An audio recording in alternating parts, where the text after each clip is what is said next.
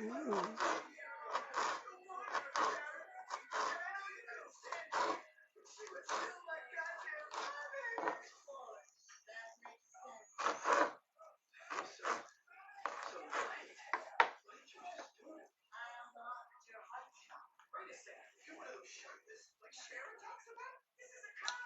Guess I'm gonna keep it on there because I don't feel like messing with it.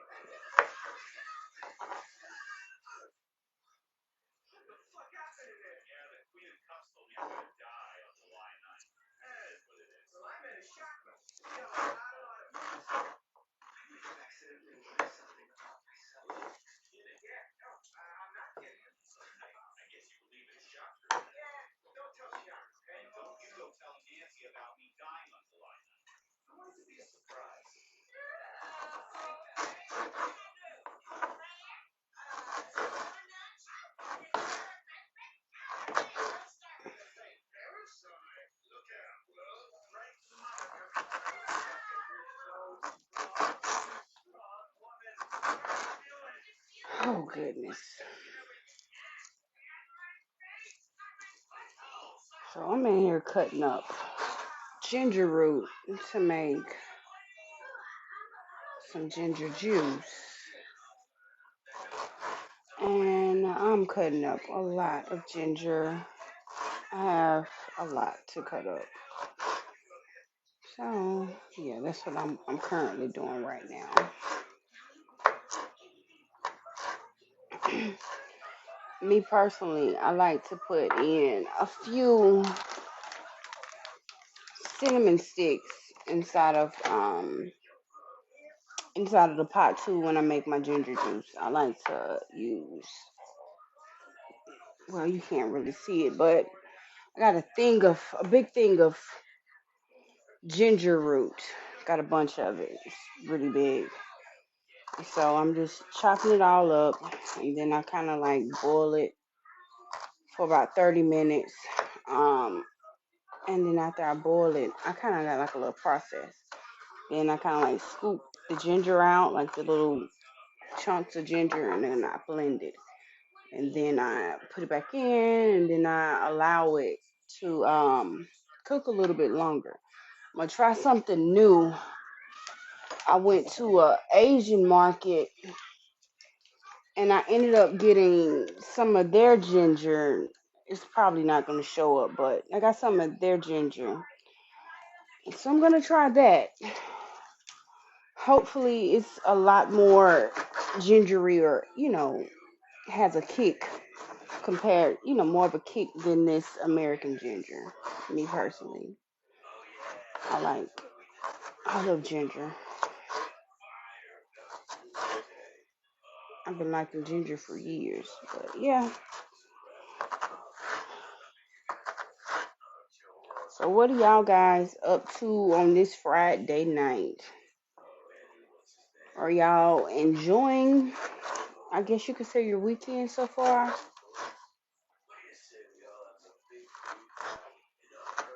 Like what's going on in the world? Cause me personally, I don't even watch TV. Not cable TV anyway.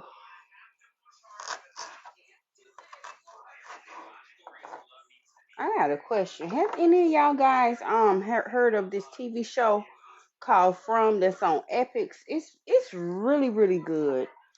It's about people who like they disappear and they get kind of like in this little, I don't want to say time loop. It kind of remind me of like this movie called Time Trap that's on TV, on Tubi TV. But From is about, as long as it's daytime they're safe, but at nighttime these creatures, they look like people. They come out and they attack you. They, unalive you or whatnot. They eat you basically. But some people have been there, like this dude named Victor. He got there when he was a little child. This man was like in his 60s, 70s or whatnot. He's been there forever. And normally, one car here and there come.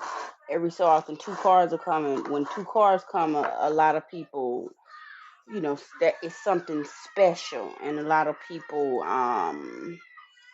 succumb to the monster's hunger. So monsters with an S. But it is really good. It comes on Epic. When I say it's really really good, it's really really good. I kind of wish they would just release all of their episodes at once instead of weekly like a regular TV series, because me personally, I'm impatient. I like to binge watch something because I don't want to be tired to having to like sit and watch something every week or look forward to something. I just want to watch it, get it over with, and if I want to rewatch it over and over again, I will or whatever. But oh shoot, I almost fell.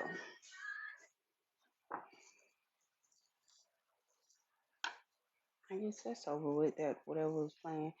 Anyway,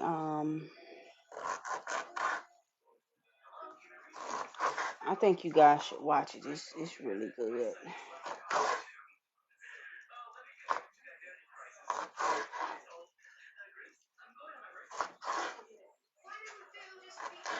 Let me see. What other TV shows? Archive 80, I think it's called Archive 81 on Netflix. That's pretty good too. Let me see. What else have I seen on Netflix? If you watch Disney Plus, the Eternals is really good. I've watched the Eternals several times. Another good movie is Interstellar. Interstellar is really really good. I kind of got to get used to my new nose ring. I keep seeing this little thing right here. I keep thinking I got a booger, but it's my nose ring. So, for those of you who may think I have a booger, I don't. It's a nose ring. Oh, Lordy. I kind of wish I would have started cutting up this ginger earlier, but I wasn't in the mood. It's not in the mood. But I kind of want some ginger now. I'm upset with myself because I should have done this earlier.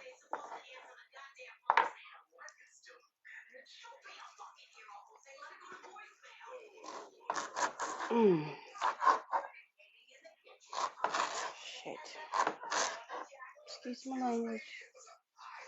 Anywho, so y'all tell me what's going on in the world. I don't watch cable TV like that, so I don't know.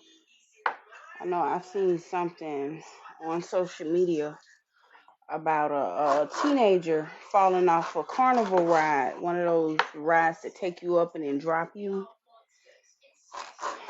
Unfortunately, I seen that on Facebook.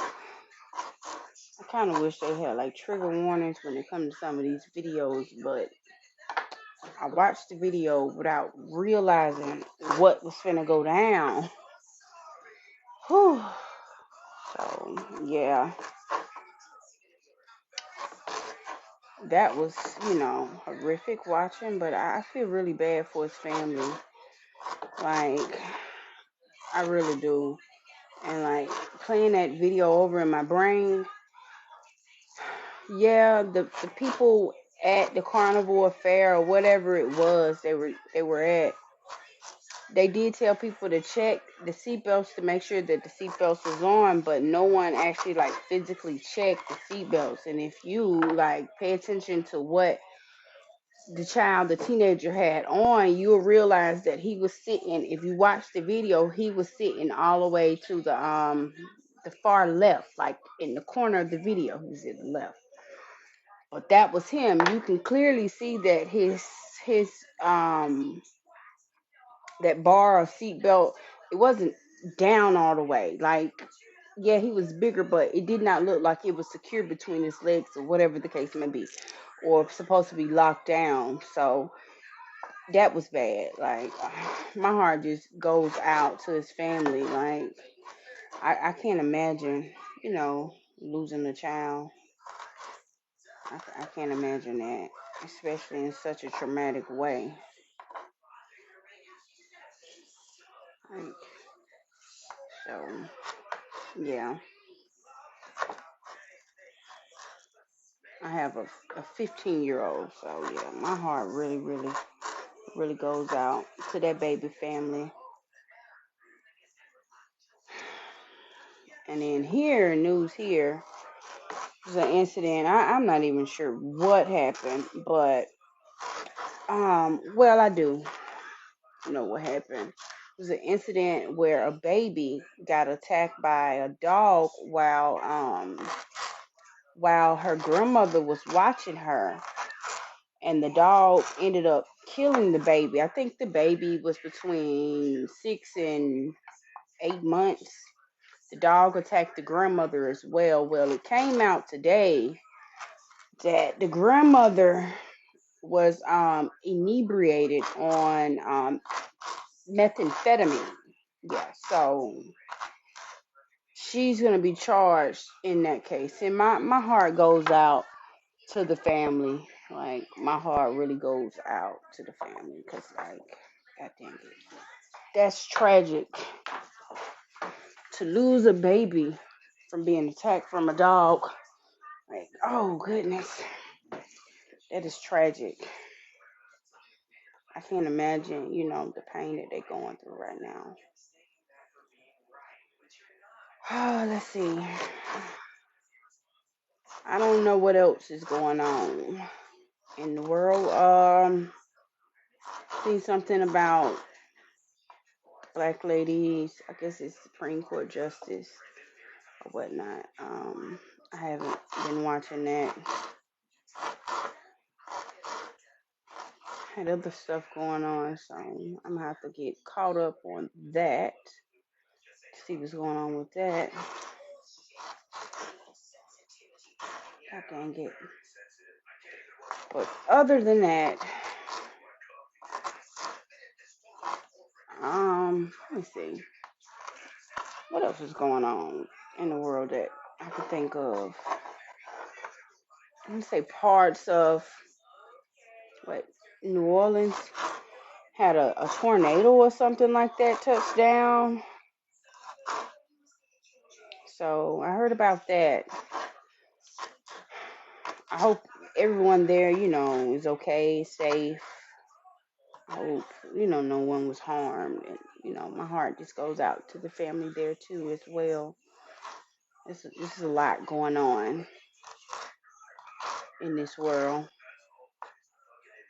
A lot. Oh, my back hurt. So I got a good little bit of ginger to finish cutting up. I got, oh shit, you can't see it. I got about this much done for now. But hopefully this shows up. I got this in here. I got to finish cutting up. I forgot to get me some oranges, but I have orange juice. So, yeah, I'm going to use that. And the reason you put orange juice or oranges inside of the ginger when you make the ginger juice, the acids within with the acids inside of the oranges, it neutralize the ginger and it keeps it from turning colors. So, yeah.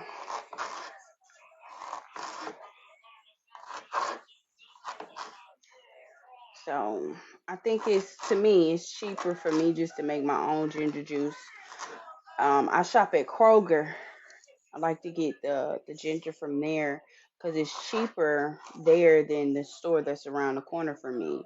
The ginger there is $1.99 a pound, but the store that's like right around the corner from me, their ginger it depends. Sometimes it's $5.99 a pound, sometimes it's more. So yeah, I'm good on that. And then their ginger, it's not organic. The pieces look like crazy big. So I know it's genetically altered. So I'm good on that. No, thank you. So yeah, good on that. When I went to the Asian market too, I want to bring this up. I bought some stuff. I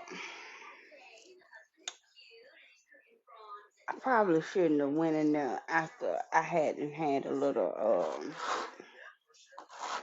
a session because I was buying stuff that I know in my right mind I'm not gonna eat, like certain chips. And I'm just like, girl, why didn't you really like look at this bag and see what flavor this is? You know, you don't want no fish flavored chips. I ended up getting a banana flour. So I'm gonna have to research on how to cook that. I got some Thailand, some bananas from Thailand. They're different shape. I'm gonna be honest with you when they're ripe, really ripe. They're not as sweet as the regular bananas. And then I had some green bananas that I I thought were regular bananas, but I'm thinking now, like, cause I done had them a while now, and they haven't turned yellow. They're still green. So I think they're, I don't know, Jamaican green bananas or the green bananas because they're green, and I've had them for a week and a half now, and they're green, like green as green could be, like green as grass. So yeah, so I got that, and I got a banana flower. I got two banana flowers. And what I was thinking, I bought some preserved duck eggs. Yeah, don't know what I was thinking with that one because I know I barely eat chicken eggs, so I don't know what I was thinking. Don't know what I was thinking when I got that.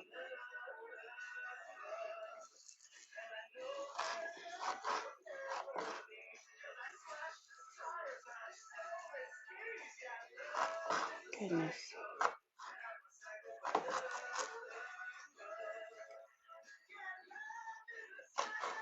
So I am gonna be doing a detox of my body soon, like a parasite detox, because I'm coming to realize that yeah, it is time for me to do one time, and I'm hoping that once I do it, it'll you know do this detox and get rid of any parasites that may be in my body. And I'm realizing, like, from doing research, there are so many different types of tapeworms, worms in general, that it's just best to, like, with over a year, to slowly like detox your body of every type of worm. Like, and people have this misconception that, like, oh, you can get like worms from like eating meat. I remember a few years ago, I did this experiment where I kind of like composted some stuff within this clear container, but I wasn't composting. The experiment was to watch it break down and to see how many organisms or what was there.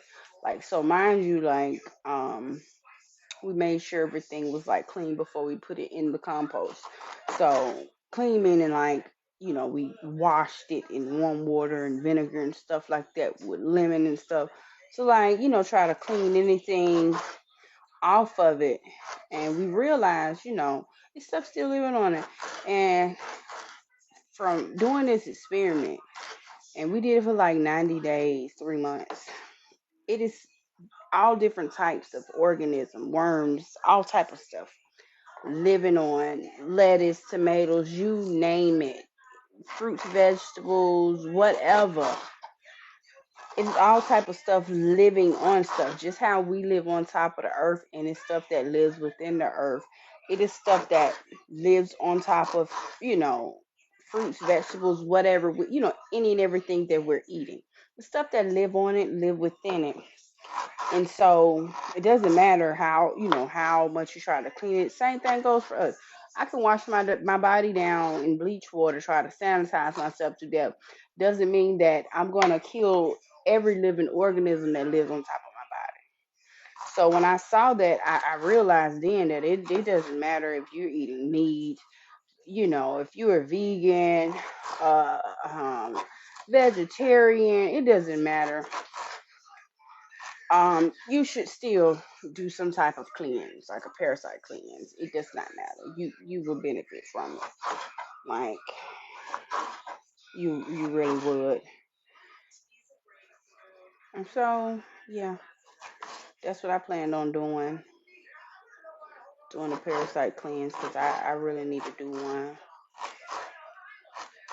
bad.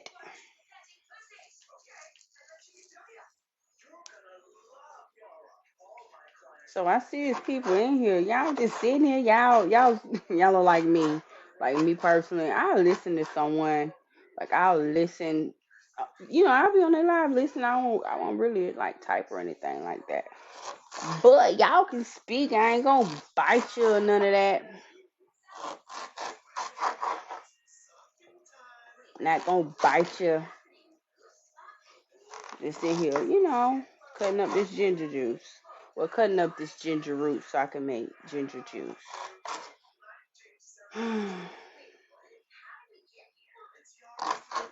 I wanna it's other stuff. I got like all this health food products and stuff. I'm always trying to like ingest something healthy or whatever. Like I'm really trying to like stay away from processed foods and all different types of stuff. It's really, really hard. Like now, for example, I do not buy regular syrup. I buy, real syrup. And like growing up, my mom, she always bought, um, cheap syrup, which is made out of sugar. I did not realize until I got grown that you have cheap syrup, then you have real syrup, which it comes from a maple tree. And I didn't realize that until I was grown. And then I thought about it, I was like, hold on. My grandma Phoebe, she kept her syrup in the refrigerator. It dawned on me, the reason why they make imitation syrup is to mimic the real maple syrup, which, you keep that in the refrigerator.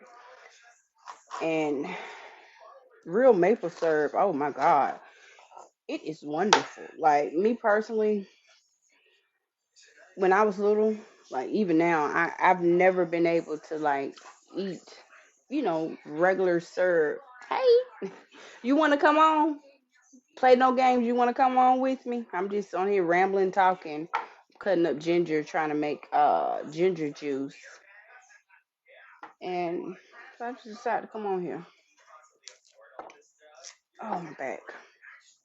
But I was saying, okay, well, I'm gonna invite you on.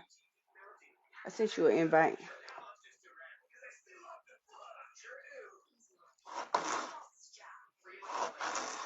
But when I was little, I realized, like I would always have an issue with, this the cheap fake syrup,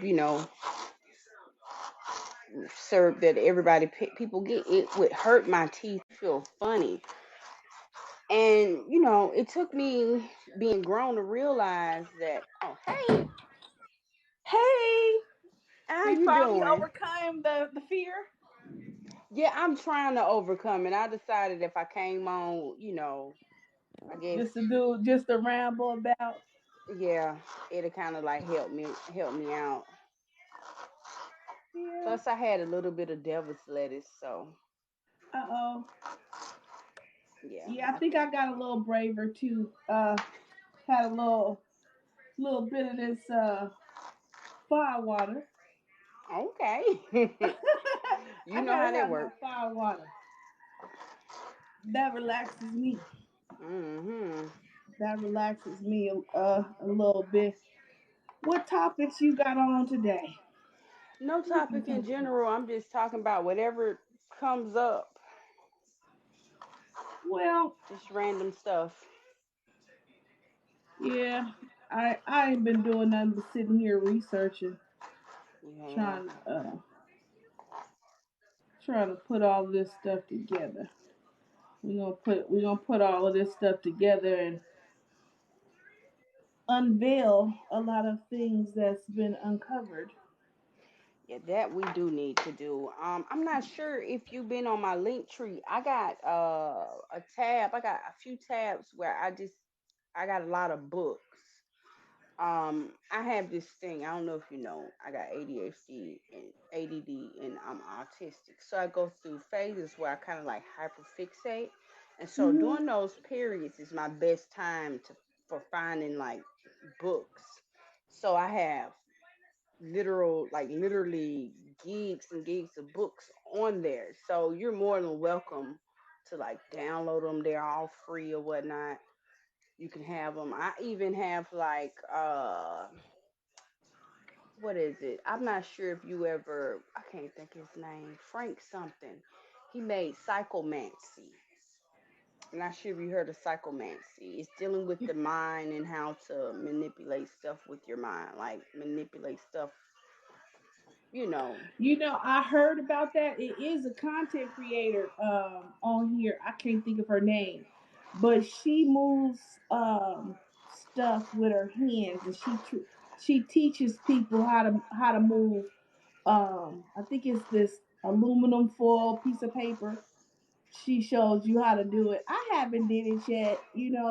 I'm I'm not into that kind of stuff. I guess I'm more in the what is it called?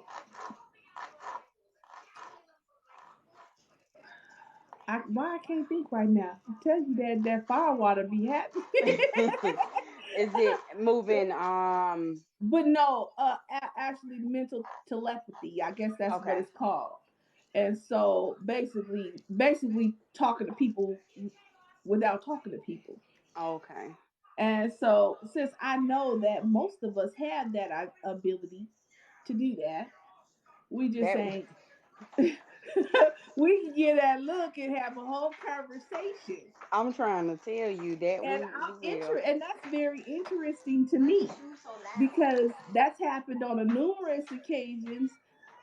Something happens out in public and it's me and some other melanated person, Mhm. and we look at each other and have a whole conversation and not say anything and no one knows, And but we know, just. and we know exactly what we're saying to Right. each And other. it's the strangest thing. And that's what I'm more interested in. Why is it that I heard what she said and she heard what I said? Mhm. That's what gets me. I'm like, hey, we might be evolving. I don't know, but I'm more interested in that because I don't know. I never tried moving any objects with my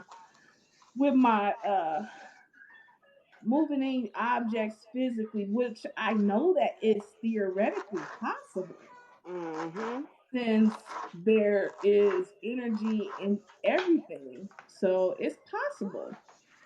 It's possible. I don't know if the this particular content creator is, you know, pulling a magic trick or not, but from what I see is compelling, is real compelling. So it's possible. But I'm gonna check that book out though to see what's going on. I might, and I'm the same way like how what you say. Once I get into something, oh, I go all in with it. I go all in with it. And so, especially being a hyper introvert, you Mhm. have the freedom to do these things without being bothered with friends and all that kind of stuff. You Yeah. know, you Because don't have when you're an introvert, you don't really have friends. you You have might, zero. you I, don't. And I noticed the friends you do make when you're an introvert tend to be introverts. And then when it's two introverts, the two introverts become extroverts, extroverts when they're together. right. That's the strangest thing. I'm like, no, I don't. I've never been like out have a lot of friends, but I do have a lot of friends on in cyberspace for some reason. Mhm. So it's like, and you call them out, be like, "Who's my friend?" And you'll see all these people come out, and you can. It's a strange thing, but like physical people, I really don't do physical people. Yeah, I'm the same way. I have more online friends than friends in public. I mean, in person. Like it's weird. It's so weird. It, what's weird is people who need other people around them all the time. Yeah. That's weird to me. That's Like weird. My sister is like that. I have a friend that's like that. Like I don't understand it. Every time I go to her house, right? They they can't be by themselves. Her and her husband are like this. They can't be by themselves. They have people at their house every single day. Like their door is like almost their Yeah, house is almost like a store, a revolving door of people. And I'm like, girl, how? Like, for one, it's so many different energies in and out your house. Like, it's so many different people. Like, and then two, like, you don't have any privacy. Like, and you okay with people in and out. Like, it's weird to me. yeah. If somebody comes to my house, it's like everyone's eyes is big, like who? Because if someone comes to my house, there we already know they're coming.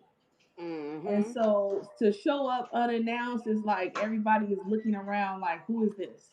So Mhm. that's I never was into a lot of people coming in and out of my house, and my family already knows to don't bring nobody with you. Yeah, that's how my family is. And if they bring people with them, they know to tell the people to stay in their car and don't even get out. don't even bring them with you.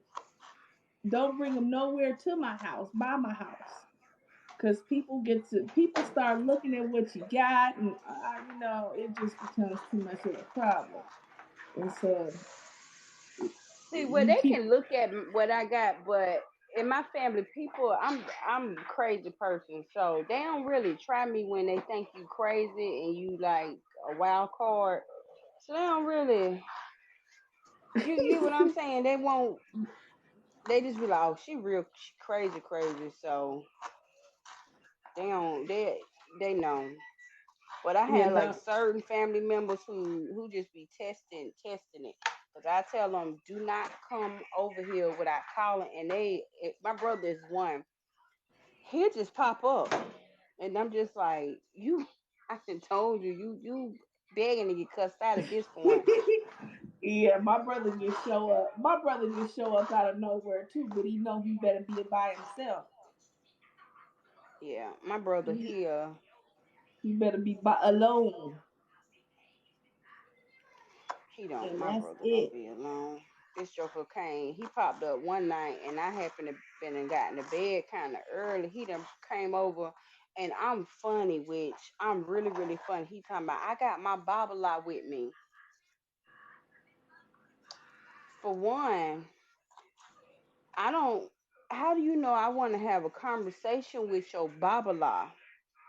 Two, you want me to have a spiritual conversation with a random stranger, which I'm an introvert. I have to mentally prepare for a conversation that's gonna cause me to use a lot of my brain. Like I'm gonna have to think, and we probably gonna be talking back and forth and maybe debating or whatever.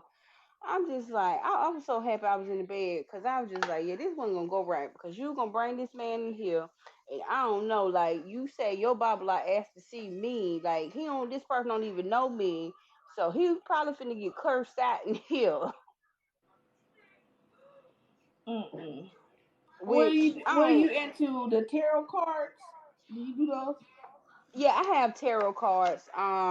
I bought me some. I'm not really into them. I just had like two decks that called out to me, so I haven't, got into that part of divination because I'm really good with like I can like read like leaves and teas. I'm good with dream interpretation. Um Something else I'm really good at. Like I've been good at this since I was little, and I would get in trouble. But but it's because they was like, "You must be listening to our conversation," but I wouldn't. I just look at you and I could just tell you what's going on. But that's another thing. Like I can naturally like look at people and read people. Mm. So I don't. I got the cards. Like it's got the original tarot, and then I have the tarot of the Moors. The tarot of the Moors. I really like that deck. That deck actually called out to me. Hmm. Interesting. I've never had a reading, but I see a lot of people doing it on TikTok. Mhm. I see a lot of people doing it on TikTok, and I watch them. I watch them. I just never really even paid attention to it until I came on TikTok, start Mhm. looking at TikTok. But the dream thing, yeah, I I really don't. I stay away from that because for years I used to have lucid dreams. Mhm. And let me tell you a story since we on the subject. Now, I have dreams when people die. I dream of them, family members. So this is true story now. Me and my grandmother, we were real close, almost Mhm. like she was my mother. So my grandmother, she fell ill, and I went back to live with my mom. And one morning, she was fighting cancer, so they had her in a rehab center. So Okay. that night, I went to sleep, and then it's probably about 7:30, 8 o'clock in the morning. Um, while I was sleeping, a dream, and I dreamed of her, and I dreamed everything that she had on to the T. And in the dreams that I have when people die, they're always young. No one is old. For some reason, I don't know why. It's interesting. But anyways, so after the It may dream just be the ended, version that they want to show you of themselves. probably in the dream, in the, after after the dream, now we're in this dark void. I'm gonna say it's a void because I can't. There's nothing else around. And I remember this dream. It happened. It's been years, 30 years, and this dream. I remember this dream like it happened yesterday. So we had a conversation, and when we have conversations with people in that space, you don't remember the conversation. You only remember the scenery, what's going on. And so probably about 15 minutes later after the dream ended and I woke up out the dream, we got a call from the nursing home, from the rehab center, that she had passed. Fast forward to the funeral. Why she have the same thing on that she That she had was in on a in the dream. dream? So these kind of weird things happen to me. And so I asked my grandfather, me and my grandfather, we would talk a lot. And I asked him, I was like, why am I having these dreams of these people and these things? Mhm. And he was like, oh, we come from a long lineage of people that do that. And so, but he never gave me like a real clear explanation. Mhm. And still to this day, if a family member die, it might be, sometimes it's immediate and sometimes it's a lag time, but in that time frame, I'm gonna have a dream about them. I'm gonna have a dream, and the dream is gonna be lucid. It's gonna be a lucid dream. The last dream was about my uncle, and it appeared that he didn't know that he had passed. So he's in this place, and he just didn't comprehend that he had passed. And Yeah. so it was strange because I tried he tried to reach out to me, and I woke up because when I do this, I don't like people to touch me. Hmm. Does that make sense? Yeah, that makes sense. Yeah, I don't like them to get close. So it's a real space. It's a real space that people are existing in, and it may sound crazy or weird, but when you dream of things and that you can tell family members and correlate with it of people and things that you wouldn't know unless that really happened, it's kind of weird. It's weird to me, and so I really don't like even I don't like the experience. Period. I don't like it. I feel It's like you probably have to grow with it. I have something similar gift to yours, but mine is I can always like I can recall what we talked about, what they had on where we was, where we were. It's weird. Like, okay, my mom, she used to tell me when I was little, I would tell her like, about who I was seeing or whatever. She said it was so strong that now that I'm grown, I can only see them, if they pass while I'm asleep. So if they pass at nighttime. But when I was little, my mom said that it'd be time. She said, somebody, let's say one of my uncles that's on the lamb side died, and we didn't know he had just died. They said, my mom said, I'll be walking around and I'll start talking to somebody that they don't see or whatever, and they might ask me, well, who you talking to? And I tell them or whatnot, and then they'll find out a few minutes later that so and so died. I don't remember none of that, but one experience that I will never forget because this terrified the mess out of me. When I was 9 years old, my grandma Phoebe, she died from a heart attack. That night, I was supposed to go to her house, but my sister's father had just had a new baby, and I wanted to see the baby. mm, So I pitched the fit to go there, and I'm not gonna lie, like I remember like talking to my grandmama, and she wanted me to come, but I really wanted to see the baby, and I was kind of like mean a little bit because I really wanted to see the baby, like I really want to see the baby. And I remember, I went to see the baby, and then at night I went home with sleep or whatever. So around, and never forget this because my mama had, you remember them little radio clocks? They're alarm clocks, but they're right. radios. So I Uh-huh. had one of those in my room because I used to love listening to radio at nighttime. And then yeah, I'd be listening to radio while I'm asleep. So I remember like waking up and it felt like an elephant was on my chest. I could not breathe. It was so bad. I was like trying to cough, gasp for air. So I couldn't sit up. I rolled out the bed and fell face first on the floor, and I like army crawl. I couldn't breathe. I couldn't walk. It was horrible.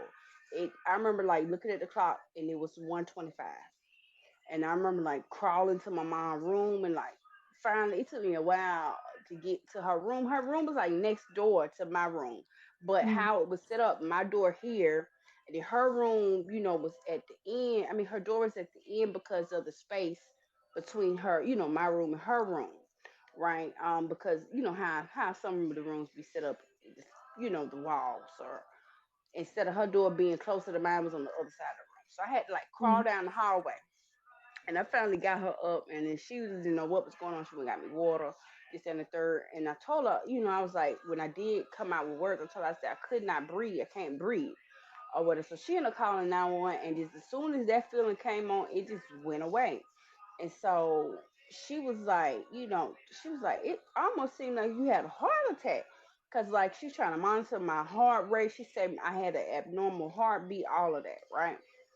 Went to sleep that night after all of that happened. The next day, my mama, she was outside washing her car, and I remember like playing on the rocks or whatever. Like you have the gravel in the driveway, and I remember seeing my two aunties on my grandma's side. They don't never come to our house unless it's like birthday parties and stuff like that. Cause one of my aunties, she had liver issues, so she never really left the house. So I see both of them, and so they told me to go get my mama. They told my mama what happened, and my mama told me. And my mama was like, well, what time did this happen? Because Jessica had an issue last night where she couldn't breathe. Well, I found out later on that while she was having a heart attack, I was experiencing her death. I guess because we were so Mm. close to each other. And so Wow. after that, for 3 nights straight, she kept coming to me in a dream. Now, mind you, at that time we was like diehard Christians. My mama was.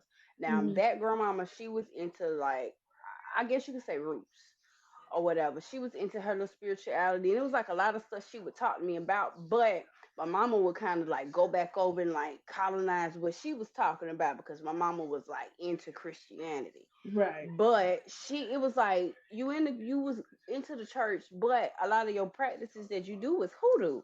It's like you didn't realize it. Anyway, so my grandma came to me that first night and was trying to talk to me, and I was like freaking out because the only thing I can remember was what my pastor said: the dead don't talk to the living, this and the third. And the first night she trying to talk to me.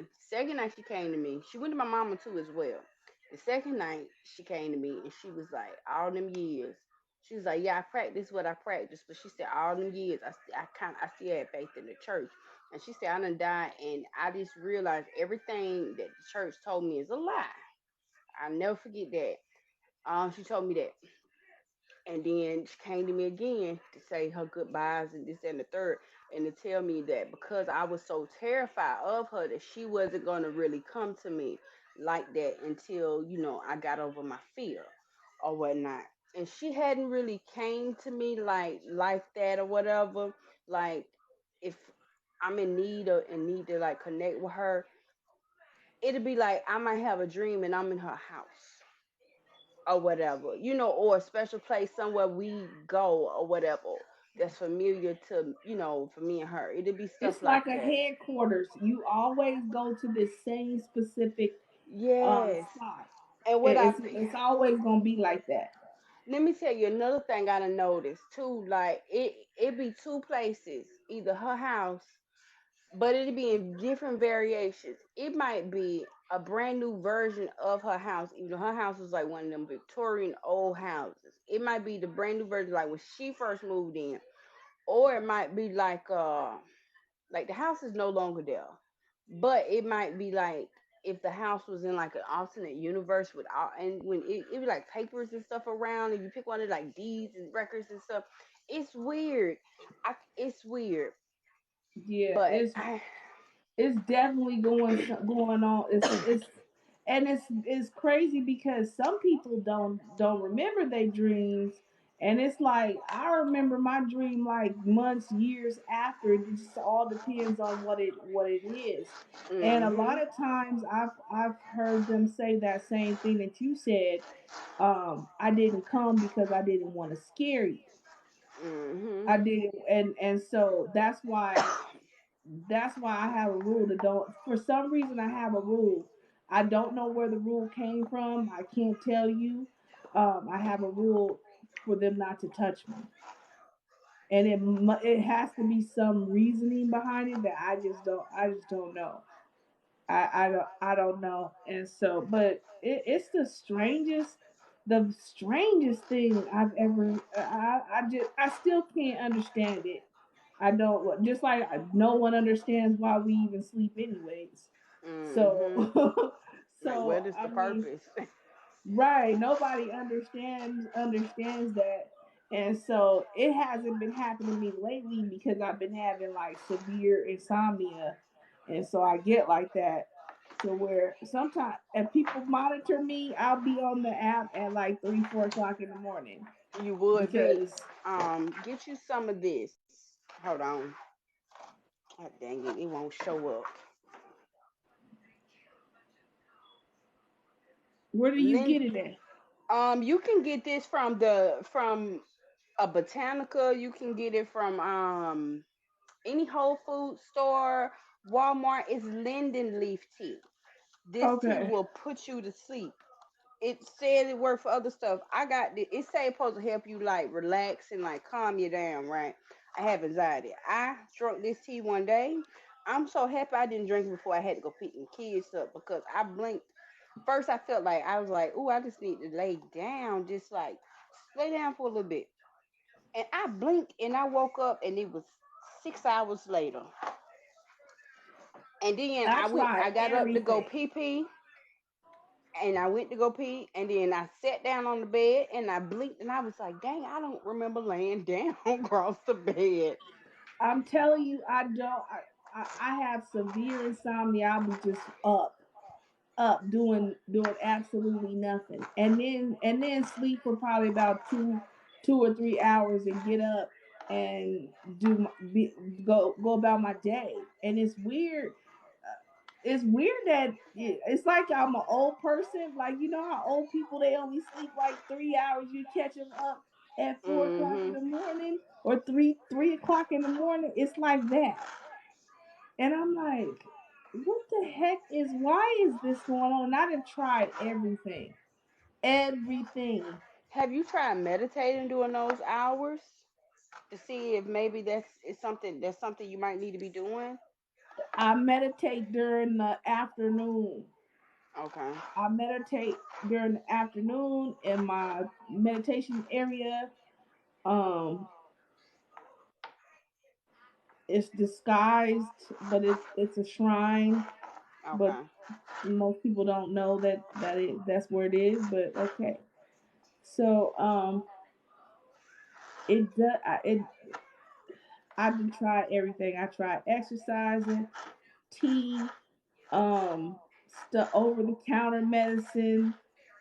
It seemed like it just makes it worse. Ooh, ooh. It makes it worse. And so I just came to the reality that maybe I just don't need to sleep that much.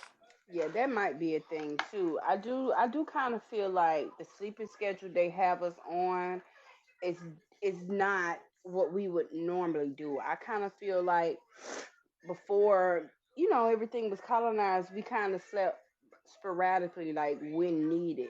But I do Right. feel like, how like we say, oh, our newborn babies stay up all night. I kind of feel like the reason they're staying up all night is because technically we're supposed to be up during that time. Like, I know from my standpoint, my brain is most creative late at night. Like, all of my paintings and great ideas I come up with is mainly between 3 and 6 a.m., to be honest with you, when I'm supposed to be knocked out sleep.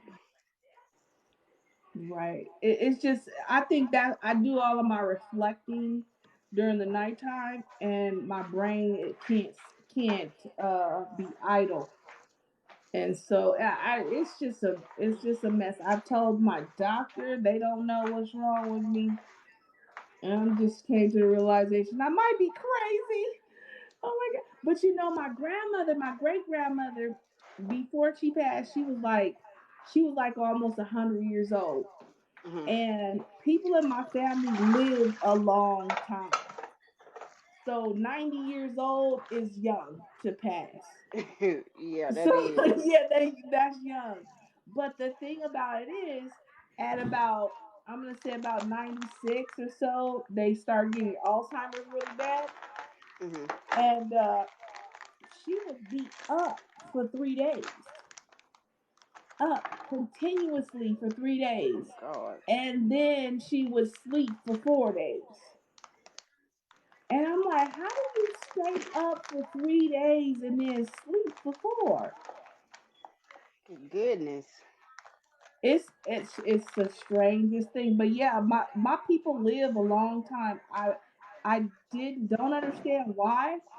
I think my grandfather's aunt, she was like 103, and the only reason that she passed away because she had a tooth that needed to come out. It And it had affected her burrowed blood. through the jaw or something, had an abscess in the jaw. Oh, oh. Dentist.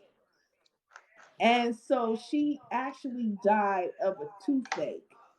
But if she had went to the dentist and had that removed, before it became, an abscess or whatever, she would have Hmm. still lived. I don't know. I mean, I know nobody has an expiration, but that past 100 years old, that's old. and not 100 years. She actually didn't get Alzheimer's because he moved out there, and girl, she had a boyfriend. Ooh, She had a boyfriend, and so I'm like, when you think about 98, 100-year-old people, you're not thinking about boyfriend.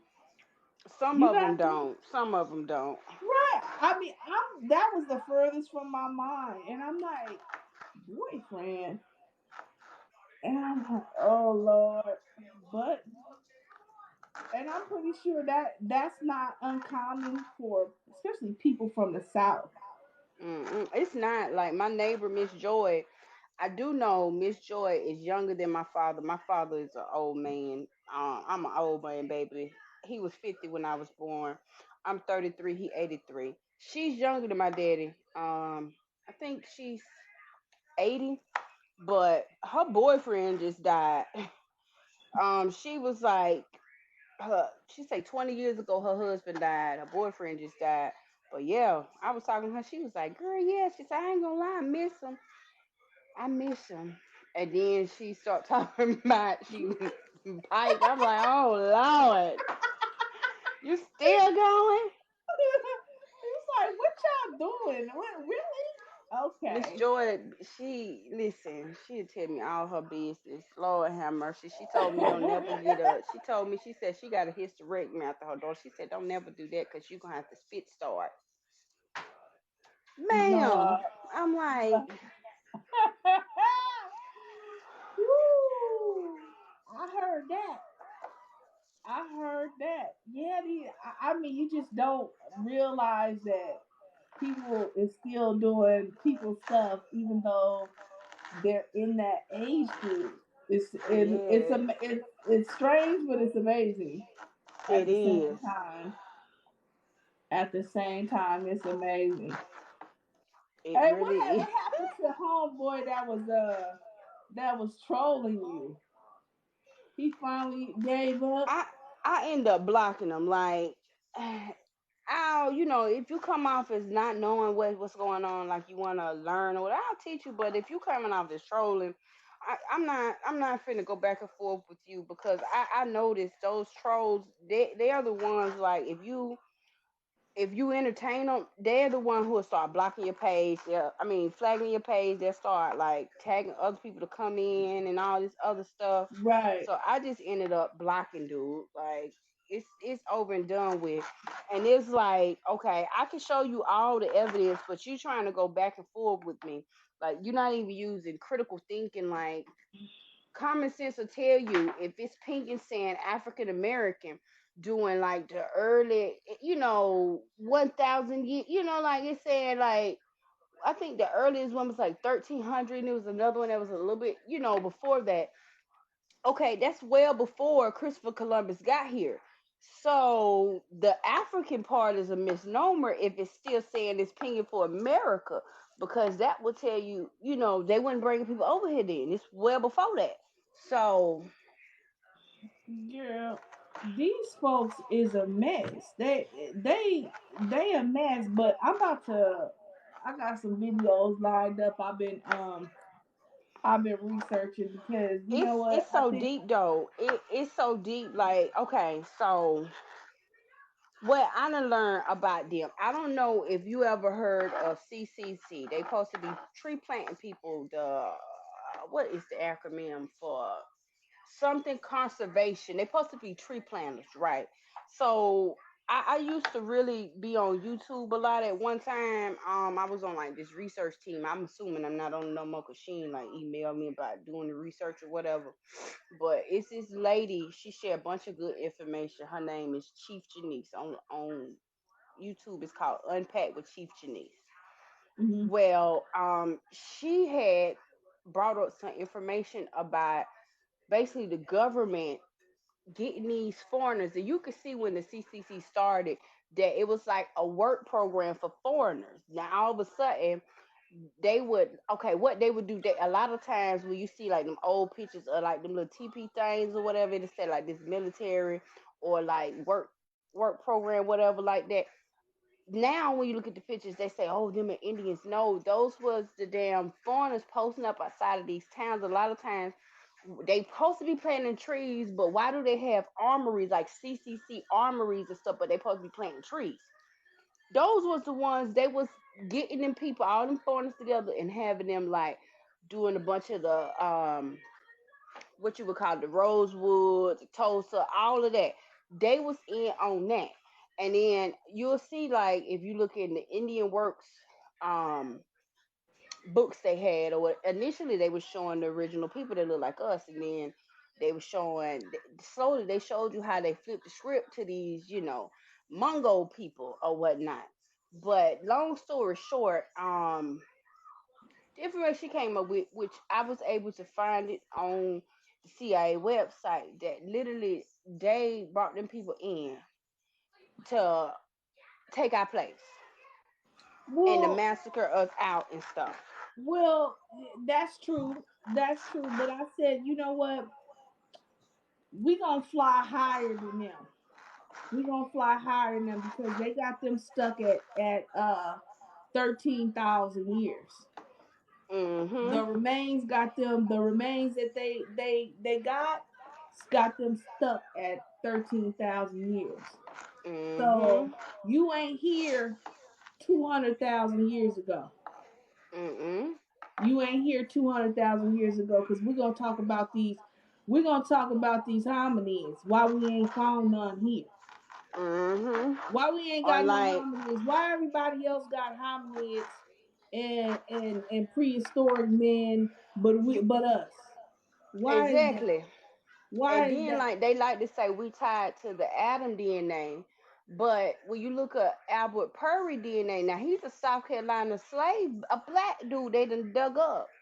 His Oh, bones is older and not tied to Adam.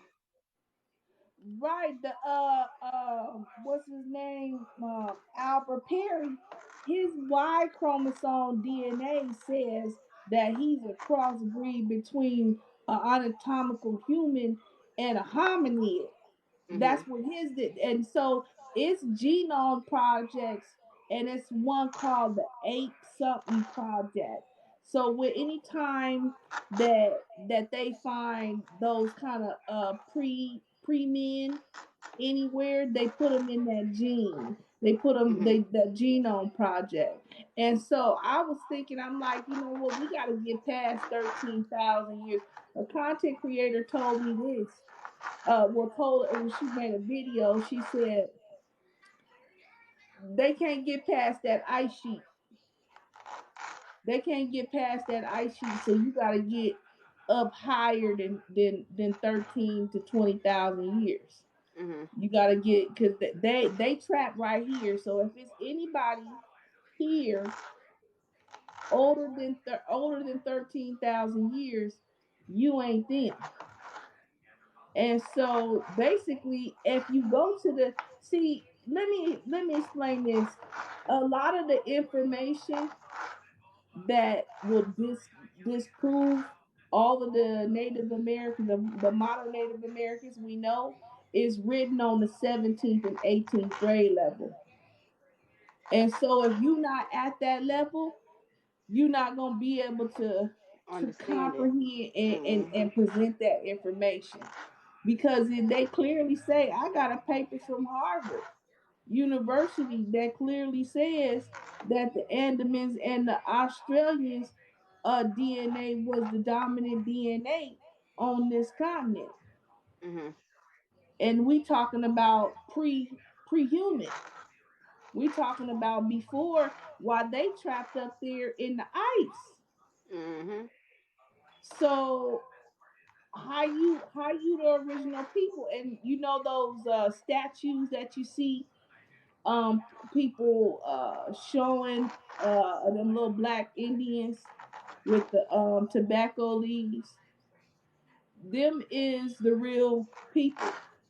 Them the people that the originals that was here. Oh, I know. That's what they look like. And the Africans come in, and you know what? It's so strange to me that people will say, "Oh, well." find out find out that the Moors came with the Spanish, but then they don't realize that. See, I know black people and black people talk. They didn't just come over here on the ship and just them. They went back over there and start telling everybody. Everybody start coming over here. Mhm. And Everybody, then, everybody and their granny. right, everybody, their grandma start coming here to work and try and make out a living, just like all the Europeans was coming. But Yep. then And guess another what? thing too, a lot of our people travel, and a lot of people don't know that. Like, I have Yeah. a grandmother. She is my fourth great grandmother on my father's side, right? I was looking at paperwork or whatever, like, I'm like, damn, she got into it with somebody she worked for a little bit or whatever, and it wasn't like a slave situation because the lady owed her some money. Now you could tell that this slave situation, she beat this lady's behind. She beat her behind. Her fine was $5 and she had to leave the state. But she had a passport. You could see when she was traveling back and forth. And what I later found out was, like, after all of that occurred, the reason she was traveling back and forth or whatever, because her and her family had a business, and I guess she was getting goods and stuff and coming back and forth. But she had a whole passport. Now, mind you, this during time period when slavery going on. Right. I'm like, look, they got artifacts from Nigeria that they excavated underneath uh Central Park. So if y'all brought over here as slaves with nothing, no name, no clothes, no nothing, how is it that they find all of these uh all of this stuff from West Africa as artifacts here? It makes no sense unless black people were coming, and you don't realize that when they said slavery was legal, the day before it was illegal. So you was Mm-hmm. free. You became a Mm-hmm. slave. Yep. Let's address this right here. The oldest skeleton is a is a Andaman. I think her name is Lusa. Yes, Luzia is is quote unquote the oldest skeletal remains that was found here, and they clearly showed that she was an African phenotype female. But um 13,000 years is not where we need to be. We need to be at 2 to 300,000 years. We need to be Mm-hmm. right there. And the reason why we can't get right there with hard evidence, the anthropology, why can't I think talk? Well, hard evidence from anthropologists is because the Indians, the Native Americans, the document, the paper Native Americans had in the 90s they created a bill, an act, that you have to return those remains. So any remains, anytime that you dig and find any artifacts or any remains under the ground in certain areas, in You got to give especially them all up. over the United States, they confiscate that Yeah, and I feel like immediately. they doing that to, like, hide evidence. Like, a lot of these people who are saying they in these tribes are not even bloodline tied to these tribes. And, like, when you get to really looking at some of these documents, they'll say, "Oh, well, Sitting Bull is my granddaddy," but do you know his real name? Like, do you know, like, they Right, know these people war names, but they don't know their real names. And then you looking at these right, things, they real names. Like, come on, you could right. tell these people were black people. Bartholomew Jackson. Come on now. Look, But you going by the war name, but you were so slow and not paying attention with, oh, you gonna go by the tribal war name or the nickname, but not go by the last name, the real name that's tied to the land patents and stuff. no, you gonna go by something else. It's just I think, and well, I know that the whole game was to take the land from the people. Mhm. That was the whole game. And nowhere has this been done. Everybody else's slavery was different. But if you notice that we're the only people that weren't able to mix in, like we're talking about the Americans. We wasn't able to mix in like the South Americans or the Mexicans. Mhm. So, but people don't understand that this is the reserve. This is the reserve. And so that's why the native people was documented. The people in the tribe are mixed in with Europeans, but the people still have blood ties. They just Mhm. European mix. Like some of them now, some of them have blood ties. Some of them Yeah, some don't of them have just blood straight ties at out white. all. Like they don't have no. They $5. Some of them Yeah, $5. yeah. I mean, you ain't gonna come to you. You're not gonna come to me with straight up blonde hair, blue eyes, with a CDIB card and tell me something. You ain't gonna. That ain't what you gonna do. Mhm. So I mean, it is what it is.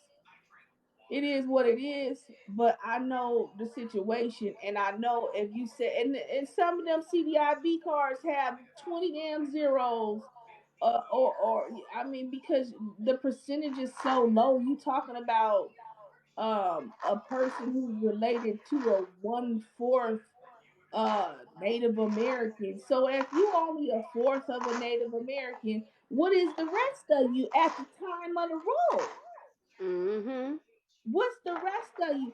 And people don't understand that everybody you can't round everybody up and put everybody on a reservation. Who gonna see Mhm. it?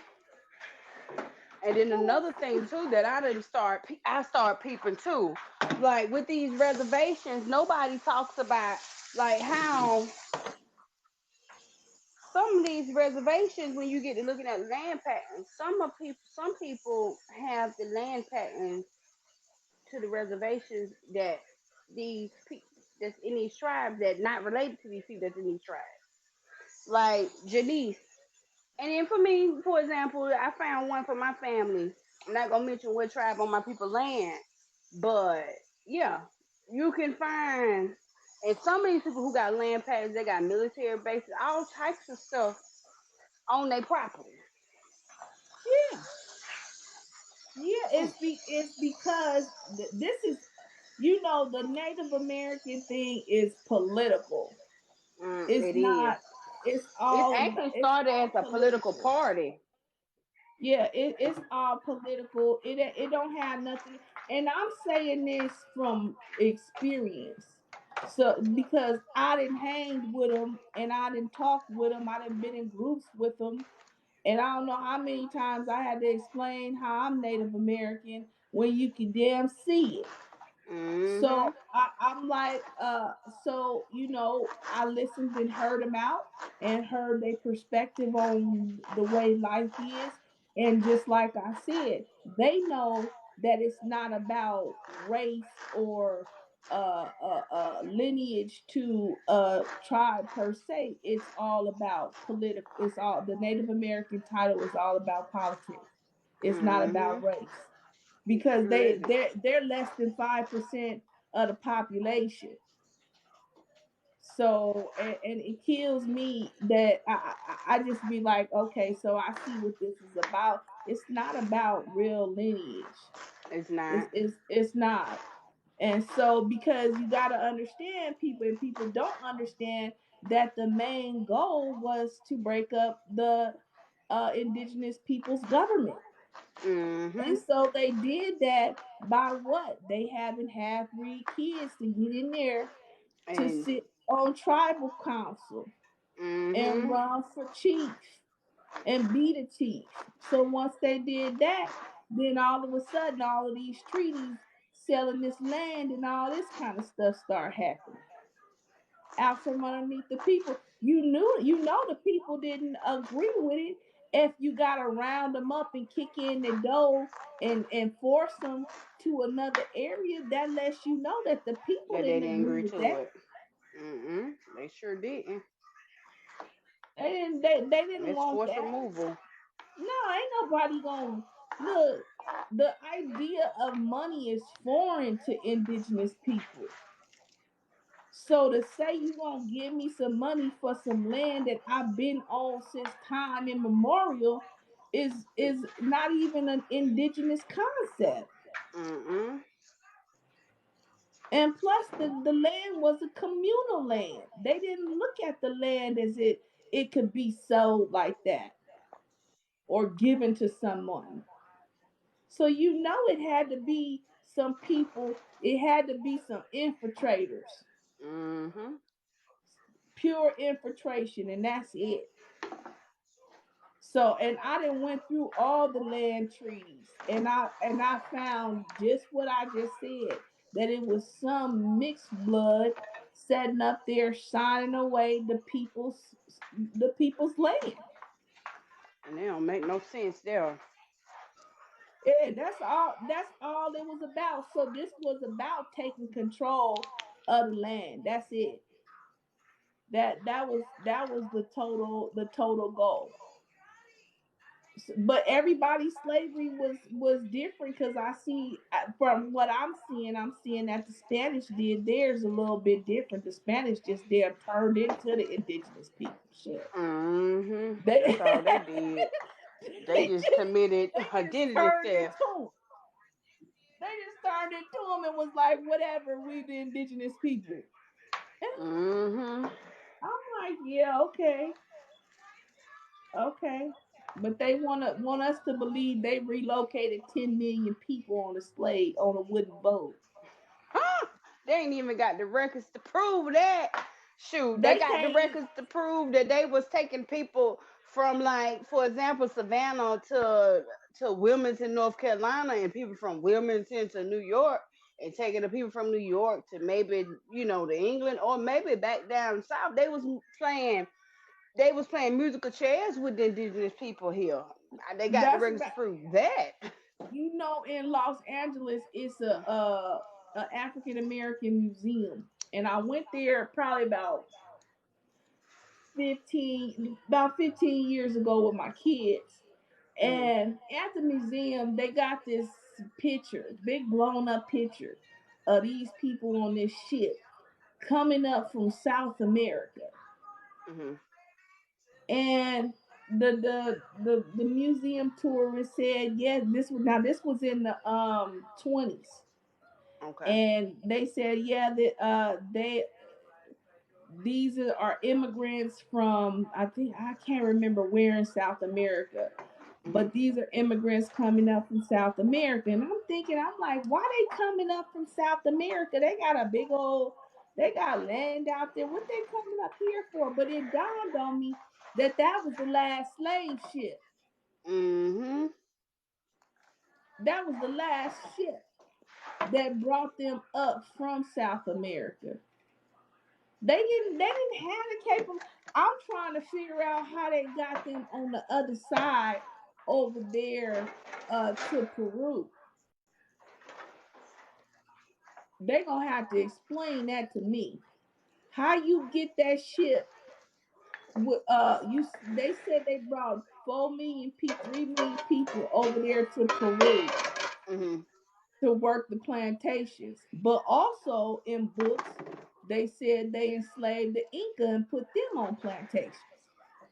So they need to explain to me how they got 2 3 million people on the other side of the continent. Yeah, they're gonna have to explain that. Hey, can you do me a favor? Can you keep them entertained for a little bit? I got to use the restroom. Go ahead. Who is on here? Oh, Lord, I'm about to fall. Do we got some new people, some new topics? Who want what we gonna talk about?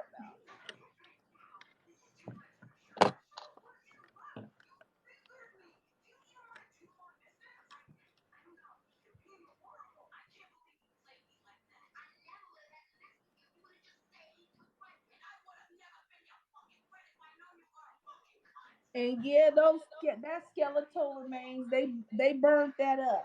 They have a history of burning and setting stuff on fire when they don't like the information. So, but we gonna get past that. We gonna get past that because the thing that they can't do is say we wasn't here and we ain't here now because we right here. Mhm. So they gotta prove. They gotta prove. They. We don't have to prove that we not here because we here. They gotta prove that we wasn't here. And we've been And here. I ain't seen. Look, my grandfather and my people never told me anything about Africa. What they did tell me is that I'm not black when everybody was running around talking about this black stuff. That's Mhm. what they did tell me. So I've always known we wasn't that black. What is that? And back, you tell one of them that they was black, they'd be ready to fight you. Fight you. Mhm. And you couldn't tell my grandmother that she was an African because she'll tell you my great grandmother is on the road, and it was unheard of about us talking about anything about any Africa. It was unheard of. We never said, no one talked, no one, nothing that I know about our family history or tradition told us anything about Africa. That stuff just came into play, this Africa stuff. It just that, and that's something recent. Like, I'm gonna be honest. Like, I can remember in school, them telling us, we from Africa and this, that, and the third. And like my grandmother, like, okay, my granddaddy, he died when I was like 3, 4 years old, but I could remember him or whatever. Mm-hmm. Like I used to be up under him all the time, and he still like had a lot of his traditions. Like when we would have get-togethers and little stuff that I could remember that people say I shouldn't be able to remember. Like I remember him doing the little rain dance. There's a whole bunch of stuff my granddaddy would do or whatever. My grandmother, on the other hand, she never said that she was African. In fact, she would be ready to slap the taste out your mouth if you call her African. She said she would often say that they were beautiful people, but those are not, our people or whatever. She often, reminded us that we are indigenous to this land. And in fact, I was blessed to have my grandmother and her aunts. So that would be my great great aunts. And so they also said that, we are indigenous to this land mass. Like never once did they say, oh, we're from Africa. And in fact, to be honest with you, like with them, my great aunts, they were born in the late 1800s or whatnot. And they talked about a lot of their childhood and stuff like that, and how a lot of our family, we still got like a lot of the land, a lot of the recent land from that three generations ago. We still got a lot of that land or whatnot. One of the things that we was told, that my grandmother had two husbands, like two husbands, Hmm. two, which was weird. Now she gave birth to 24 kids. Now all of these kids was twins, all of them was twins, and half of them was from her first husband, and the other half was from her second husband. Now that I'm older, I'm wondering, was that second husband more of like a something to do with like a land grab, because of the fact that they would often say dude looked like a white man, but he was not white. And he made sure that when he died, he left my grandmama all of his family's land, all of it. And all of that land, it's almost the whole of, almost the whole of Harlem, Georgia. So Hmm. Yeah, I mean, I've asked them. Now, I was that kid that was right there with the old people. I mean, my old people, type of old people sitting there with mouth black from snuff in their mouth. That's the see, that's my generation that old I people. remember. Them was Them right chewing there, and tobacco them and was to dipping tell snuff. you. They'll tell Mm-hmm. you everything you need to know about where who you are.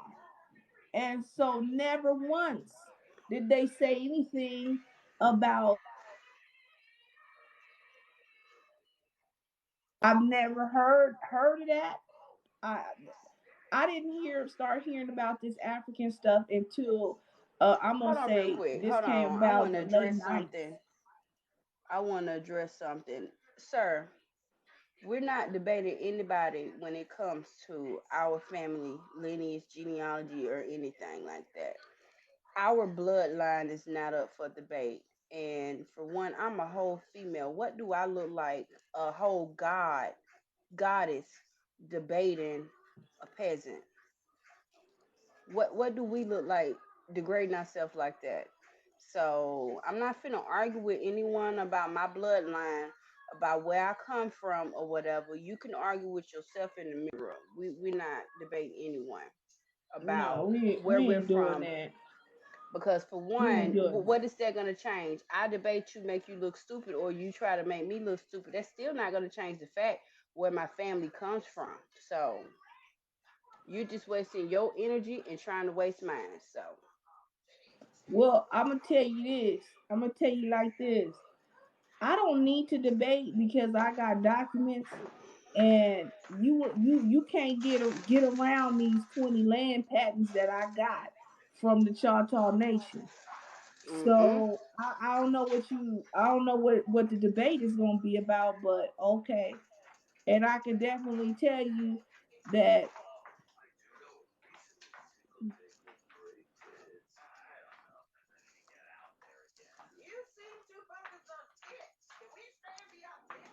You still there? what is he talking? What is this? I overstand hit him with some facts. He needs a brick wall. I'm Indian, so then okay. I'm just saying, we let the men go ahead at that. We seed planters over here. We dropping putting seeds in people's head. We don't debate. Mm-mm. We don't That debate. we leave that I'll up to the show men. out. I'll show up and show out sometimes. A flex every now and again to play with the peasants, but in reality, it's not going to change the fact of who I am and where my lineage is and who I sprang from, because I know Mm-hmm. exactly who I am. I'm not confused about this. There's no confusion. It's other people trying to get you to doubt who you are Who you and are to make you default to stop this looking into. fairy tale African American crap. Mm-hmm. And you right about that. Because I'm gonna tell you like this. I wasn't I didn't been three my family didn't been citizens of three different places and ain't never left here. That's how far my lineage stretch. That's how indigenous I am. We ain't never left here but been citizens of three different nations. Mm-hmm. And that's how a lot of our people are. Right. They don't get that. I'm like, y'all looking at it from a right now perspective. You And can't look at it from that perspective. no. Like when you start doing your genealogy, like I made this mistake. I want to say the first 3 years of me doing genealogy, and I went into it with the standpoint of it was just some stuff right that I did not know. For example, my grandmother, I know her side of the family, and I know my granddaddy's siblings. Now, I knew that my one of my grandparents on my granddaddy's side died in 1969. I think it was his mother. I think it was his mother. Hold on. But his Tag us in the video. Tag us in the video and we'll look into it. I got time. Okay. and then the other one, the other grandparent on my granddaddy's side died. I'm talking about within like the last what, it's 2022. I want to say died either in 2001 or 2005 or something like that. And I'm just like, well, damn, why, we never met that side of the family. And the thing was, like, even with my aunts and uncles on my granddaddy's side, they would say that it was an issue with my granddaddy marrying my grandmother because of the two tribes they came from. So it was a beef between them. And so my granddaddy, he loved my grandma so much, he was just like, you know what? He cut off his parents. Like, he completely cut off his parents, like, with no contact with them. So because of that, it was like a lot of stuff I did not know about that side of the family, like besides my aunts and uncles, you know, with my great aunts and uncles on my granddaddy's side. I mean, and even when I would conversate with them, it was just like certain stuff they would talk about, certain stuff they wouldn't, but a lot of stuff it was more that if you 100% of the time when you talk to them and try to get information, you might get some information about 15 to 20%. So it's like a lot of information that they didn't share. And I was just like, well, what the hell going on? So that's why I started. And then I didn't know that when you do your genealogy, that you're gonna have to know what happened in history. You need to know everything from migration patterns to what laws was going in place. Like, you need to know, basically you need to know everything, like from a political standpoint to everything. Like, you got to be a historian along with a genealogist, because you got to know what to look for. You, like, you can't go by the same terms, like, because now we're labeled African American, but you go back a hundred years ago to 200 years ago, it didn't change like 4 5 times. Right, you might be a Seriously. mulatto or something like Yeah, that. and then you might think a mulatto, and then you have to look into the legal definition to see, because now mulatto means mixed between white and black, and that's not what mulatto meant back then. Like, Mm-mm. I thought for the longest mulatto meant mixed between white and black. No, it's two. It could be a multiple of two of things. Could be white and black. Could be two people of color, but y'all come from different tribes. Could be, you and a foreigner, but y'all look alike. And then another thing too, like, you never know, you might be looking at your family, looking for your family records, and everybody's labeled white because either they was white passing, or because I've seen this with one of my family, like they came up big, like they was labeled black, Negro for a minute, and I noticed like they had came up all of a sudden, I don't know what happened, but they went from having like 75 farms to well over 380 farms. So they had a lot of land. And they said, the status of their race changed. It went from basically, colored to white. And it was because of status, Right, money. right. So you might Just be like looking the at little these, Cherokee girl. mm-hmm, She like went from black to Sarah white. Rector. Yeah, she, because of money. And see, you'll be looking, thinking, oh, well, these are white people.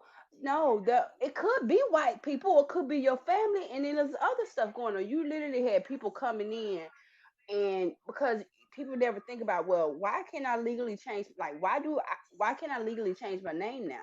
Well, you get that from these people, foreigners coming in over here and legally changing their names to yours and your family names, and basically trying to take over your stuff. You have that too. And how you can peep that is you get to look at, and the birthdays be way off. Because I had that happen too. Like, I seen one, and this was with my fourth grade grandmother. I posted her picture. Me and her look just alike. Well, her name is Johanna Johnson. You could see where a lady come from England. She had another name or whatever, and I guess she ended up going back over there for some reason and coming back. But she done changed her name from, her little name from whatever her mama named it to my grandmama name. The only thing was she couldn't figure out how to spell Johanna. She spelled it wrong. Interesting. And then she I was ain't went back. twice the I age of you my know granny. you guys is digging real deep. I didn't dig that far back because it's one how can I say this? We got back all the way to about the 1700s, and then the seven. Look, the only ship my family came on was a regular ship, Mhm. on the manifest, and they wasn't cargo, Mhm. And you can and tell the difference between the they person who wasn't cargo European, and the person and who they wasn't traveling. European. So the where I go off of the continent, I'm coming on here, and this lady is being classified as slave. And I'm Mhm. like, well, how? Hold on, wait a minute.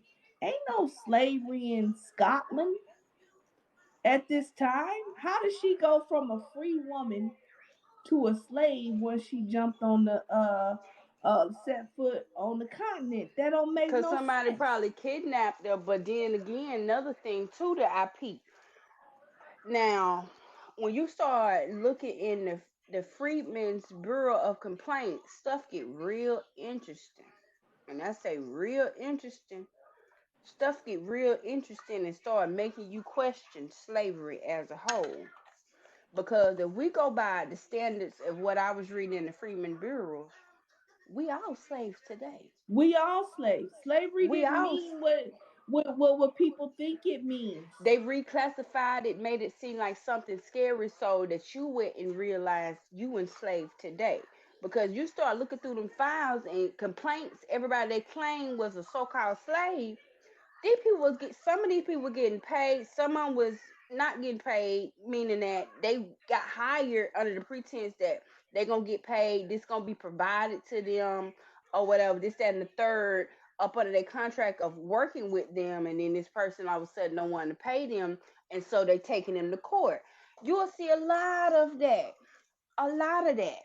You see that correlates to, if anybody wants to get into slavery and the definition of slavery, only thing you got to do is look at the child laborers. The Mhm. child laborers. You want to say, oh, they treated them so bad, they beat them up, they did that to European children. They was getting named, mutilated. You see what happened with all of them kids that's been found in the residential schools? Uh-huh.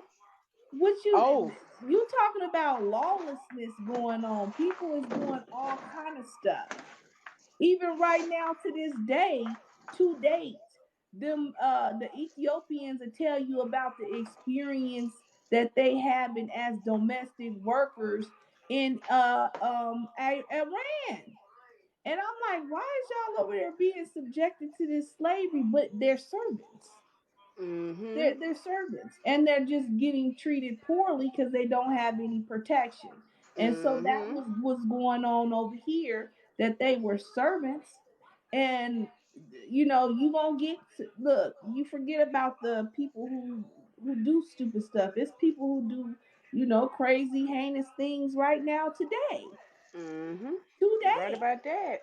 you watch IDTV, you gonna see them, and this is Snap, all modern of day. that. So what do you think that they're going to do to people when there's no legal structure or no law structure, or everything is ruled and you're just doing whatever you want to do?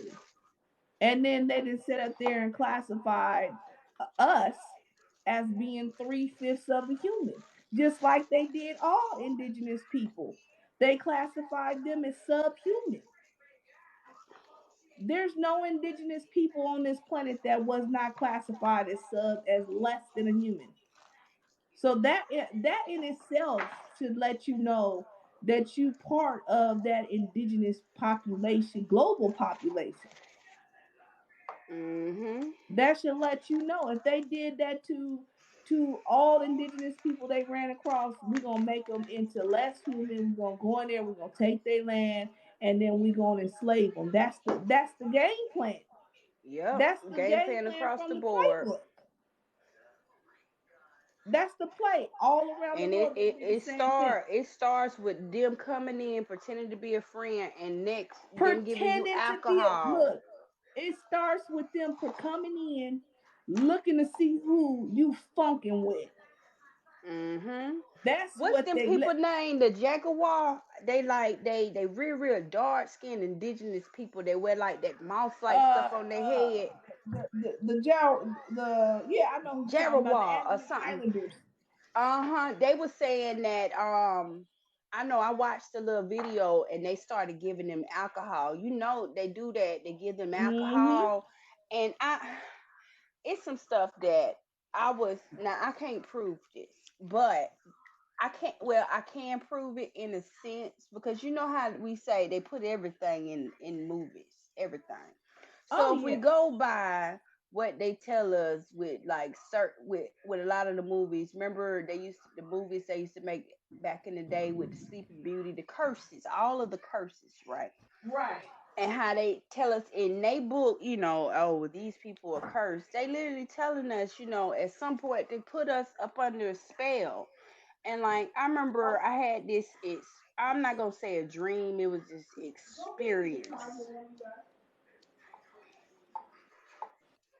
It was an experience that I had where the ancestors showed me like how these people gave them two different drinks. One was a alcohol and then the other was some type of green, I'm in the computer room. some kind of brew.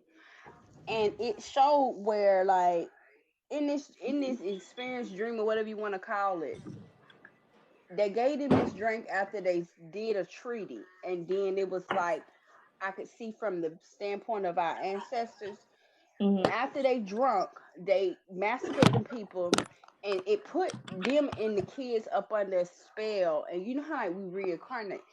It showed that when our ancestors woke up 7 generations later, when they first got here, in the 1400s, when they first got here, it showed that they did this ritual again and they still do it. They still do the rituals to this day to keep us locked up, like enslaved. I And one I of I do believe that they do rituals, but somebody told me I know I was on YouTube a long time ago, and they said that they do rituals on TV. Now, first of all, they let me do. start with this. With what you said about the movies, they put everything in movies. When I first started college, and they told us you need to pick one between these movies and you need to write about it. Hmm. And you need to tell um the hidden messages, basically the hidden messages but that's in the movies. And I'm like, what the hell does this movie have to do with real life stuff? I didn't see the connection. Hmm. I didn't see it. And so I looked at the movie and then I really start watching it and breaking down the moral and the correlations in the movie. And ever since then, I look at movies differently. And my professor said, from now on, you guys are gonna look at shows differently. Now I'm now Hmm. to I said that to say this: Hollywood actually is a term for witchcraft because it's a Hollywood is a stick like a It comes piece from of the stick holly that tree. sorcerers use. It's called That a lot of them use Hollywood. for the wands too. Right, for the wands. It made for how that's what that means. So these things that come out of Hollywood, and I'm going to use the news as an example. Every time they're about to tell you some bullshit on the news, they have all these flashing lights come out. Pay Hmm. attention. And then the people that listen to certain news channels, they sound like they're hypnotized. They sure They do. Oh my regurgitate the God. same thing. And I'd be like, are you seriously you gonna regurgitate? Are you saying this word for word what they said on the news, and you ain't even researched it or anything? Nope, you And just it's going like they by it. hypnotize. They hypnotize. And if you go to YouTube and you type in that hypnosis through news media, they're gonna show you all of that background, how the lights start flashing and popping and stuff while they're telling you stuff. That's Mm-hmm. them hypnotizing you. Yep. That's them working on your subconscious mind and programming you. This ain't no, this is real. This is real, real. Shoot, And so that's what, they tell you that they programming you. yeah, Um, by naming it television programming. programming means what exactly. Look, I'm gonna tell you this now.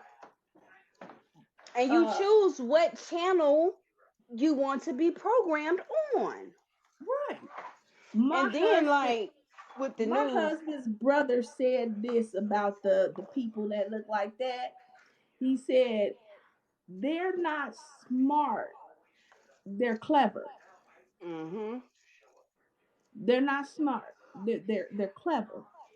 And so, just like with the slave ship thing, if they can get you to believe or get a generation to believe that it happened, and they start putting these images in your in front of you, in front of your face, and promoting this, you gonna think that they had the capability to relocate a state.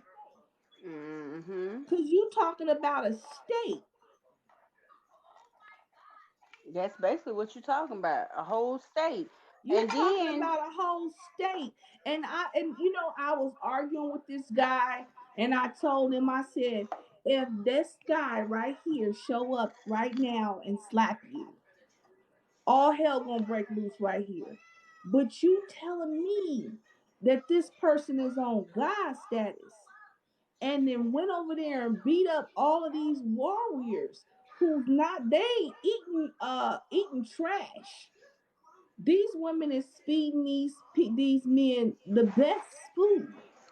the best of the best. And mind you, back then, when you start reading these stories of how our men and women was kicking their ass, I'm talking about. Yeah, I don't know if you heard the story of that the what happened down there in Dave County. That's the county that it's named after a man. It was a group of them. I can't remember exactly how many men it was, but they was trying to, I guess, ambush the Indians there, and they mm, had one slave or prisoner with them, right, black dude. Them dudes jumped out the trees and massacred them all, except for that one dude, the slave, and this other dude who pretended like he was dead. Killed them all. They jumped. The Indians came out the trees and killed them all. Killed girl, them all. why you And the think they slave cut dude took down the off tree? running. Why you think they cut down them trees down south? Why you think they cut them down? Because see, Mm-hmm. back in the day we was dark brown. We was dark brown. And so the trees, we that was our home. Mm-hmm. You ain't But showing you you ain't know if you you ain't watch. waved no wall with nobody and with no light bright damn near white skin ambushing nothing because they gonna see you. Mm-hmm. And you always do. The creatures of the environment always blends in with the environment. Mm-hmm. Period. So you gonna be very dark, extremely dark. These people that was here prior to the people that we call the Native American people today, the cowboy Indian looking ones, before they got here, it was them. It was them. These little guys. And they Mm-hmm. look like the Jaroa because the DNA says that they the Jaroa. And the Mm-hmm. Australian, the scientists say this. So if you see the Jaroa and you know what they look like, and then you look at them old statues and them old paintings and pictures of them, you can see that that's the same person. Mm-hmm. They say that the Australian came here. Australian is the OG. You talking about OG sailors, masters of sails. They Hold was on, I'm finna they, grab something real quick while you talking. yeah, they was selling before anybody was selling. So how is the people not heavily melanated? How does that even work? They gonna be heavily melanated. They gonna be heavily melanated and they gonna have kinky curly hair. That's what they gonna look like, and that's the reality. So you gonna tell me that prehistoric man is on this continent with straight hair and pale skin? Nope. That's really what people want you to believe, and when you tell them that that's not true and point to these things, then they want to act like you crazy. And what's so crazy is now they try to make it seem like we crazy, but then we start reading some of these old books of these people who was coming over here describing these people as swarthy, tawny, all of these dark colors, brunette color, mahogany color, telling you what they look like, saying that they dark with kinky hair of different variety types Right, of hair, and that they look like the people of Ethiopia, but they're not the people of Ethiopia, and they got feathers and all of this other stuff, and some have fur and all of this stuff, and then all of a sudden they look like a whole nother phenotype. right. It's Like, like, how does that work? but the DNA, the oldest DNA here is from the hunter gatherers of the Jarawa and the people of Australia. Come on Hmm. now, that ain't even sounding right. And then they wanna, oh, it's because of colonization, and that's why we light skinned. If it's because of if you colonize and you light skin and almost white skin, that means you the colonizer. I'll say in some cases, because I know with some of these people, some of these pictures I was looking at with some of my ancestors or whatever, and you know how, like, okay, they say the black woman have the E gene. I don't think it's every black woman. I think it's just American black women It's only American black women. We're because the only women who have that capability to isolate a gene. I can make a white person I was gonna without say having that, like, no European. I can make a black African without having no African to show up. Period. and have any type of hair. Like my granddaddy on my Mm-hmm. mama's side, right? This man was, I'm talking about chocolate darker than me.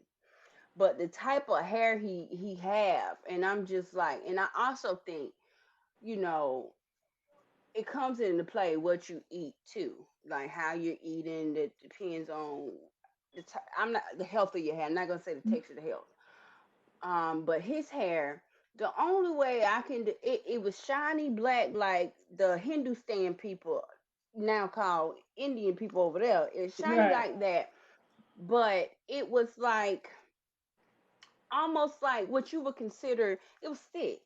Like, okay, if you was to mix a lighter Puerto Rican with the black person, how their hair would kind of look. But like that. Now my mom, now her mom, she's not light skinned, but she not dark skinned. She like a light brown or whatever. She had thick hair, real thick hair, but that it thick like mine, but long, real long. My mama, she got that hair where if you braid it, it don't stay braided. It is, and my mama is dark skinned. I'm talking about dark skinned. And my hair, I don't know what this is. I just know it's kinky. I mean, that's the texture of the people that were originally here. Everybody else like came in and started mixing in. We've been mixing in with the people that we call Native Americans. Look, let me tell you something. I have an old picture of my ancestor, and for years growing up, I hated this picture. I hated this picture. The reason why I hated this picture is because she looks so primitive, almost like an ape. Mhm. And so I didn't want to be associated with that. And that was because I grew up in white supremacy, that to hate Mhm. yourself. Now Mhm. I'm looking at her brow right here, across the forehead right here, and it's primitive. That's the I mean this is what it is. And so now I understand what she was. I understand what she was. But I have people in my family that I have cousins that look just like you. Mhm. And we trace our line to the same person on the doll's roll. The same person. So when we talk about uh our appearance or who's lighter, who looks this way or that way, I can tell when people is indigenous because I Mhm. see past the white supremacy because I've been woke longer. And so when I see certain features, I know that you're indigenous. You don't need to trace your lineage back down because we know what people look like. And that's Mhm. why, and I'm telling you, look, I got a cousin, her name, but I got a cousin. I'm gonna just say her, I got a cousin. Cousin is got a real primitive face, not African. It's a difference between an African and an American indigenous person. That it is. Her facial features are real primitive, thin mouth, dark complexion, kind of protruding forehead, but not enough to where you can pay attention to it to where it's like noticeably like if you're walking around like you're from Australia or something like that. But Mhm. you can see it, and you can't tell them kind nothing neither. They Mhm. crazy. They get ignorant fast. They go from zero to ignorant in less than 2 seconds. But she was telling me, she said she was from Sudan. And I was like, you from Sudan? Who done told you from Sudan? One I read about it in a book. Now you see how easy it is because we dealing with people who are aboriginals. Mhm. We dealing with this is real. This is real. We dealing with aboriginal people. And it's like I had to tell her, but hold on, Big Mom was on the road. So how you come from Sudan? Mhm. And I Yeah, how do you come from Sudan if you got somebody on the dog's roll? right. And I got one too on there too. And it's so I'm I like, have to exchange emails with you in the background to show you this because girl, I got a grandmother who and it shocked me. I'm just like, it say chief. And I'm just like, okay. And but the tribe, and I'm just like,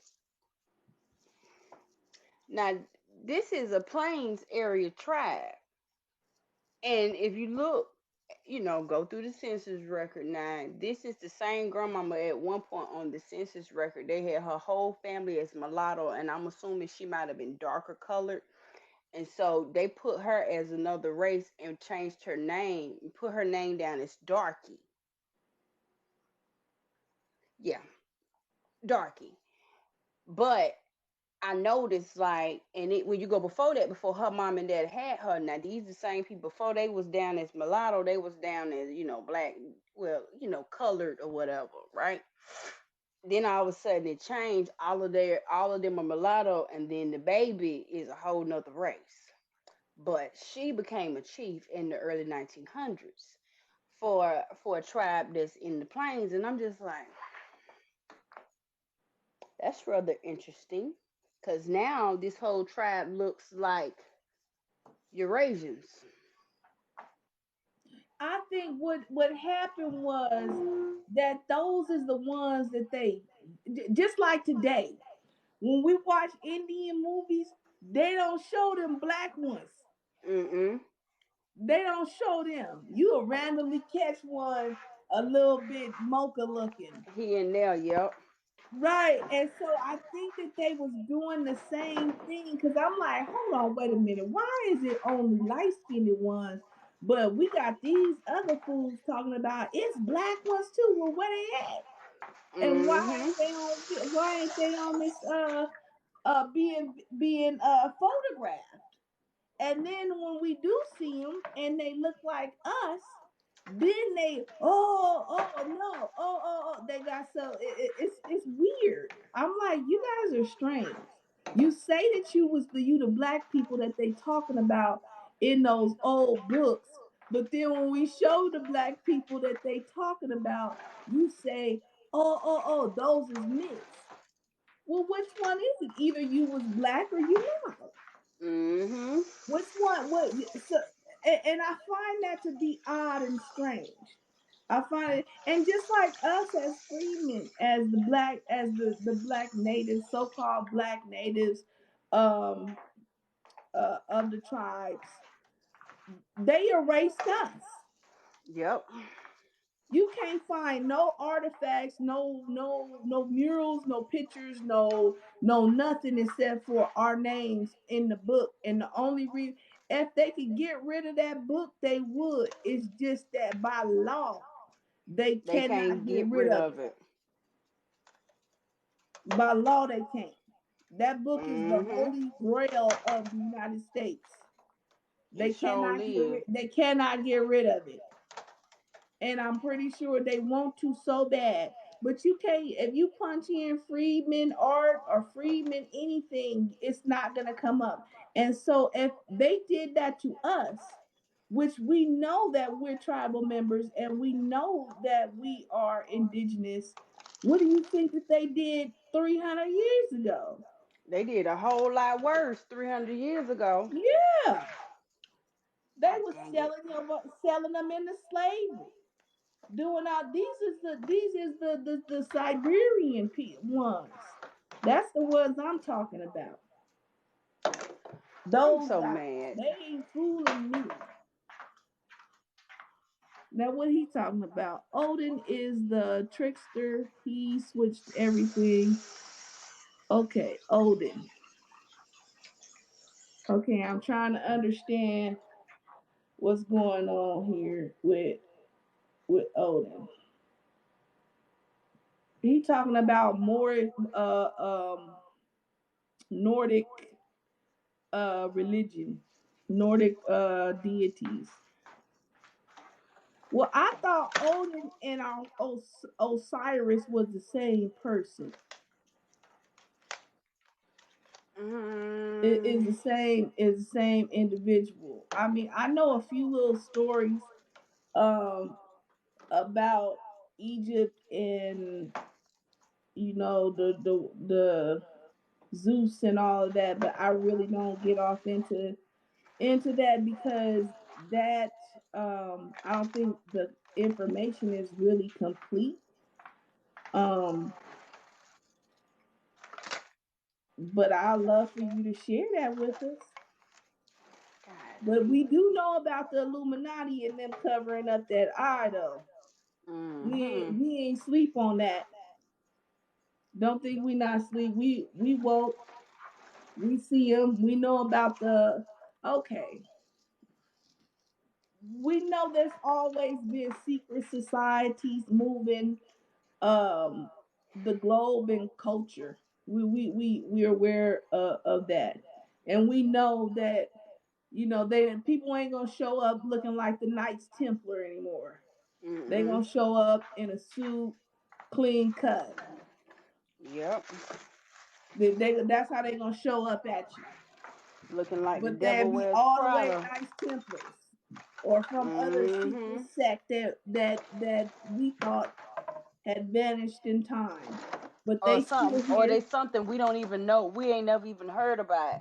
Right. They still here. They ain't going nowhere. A lot of them work in the hospital. They sure do. A lot of them are your physicians.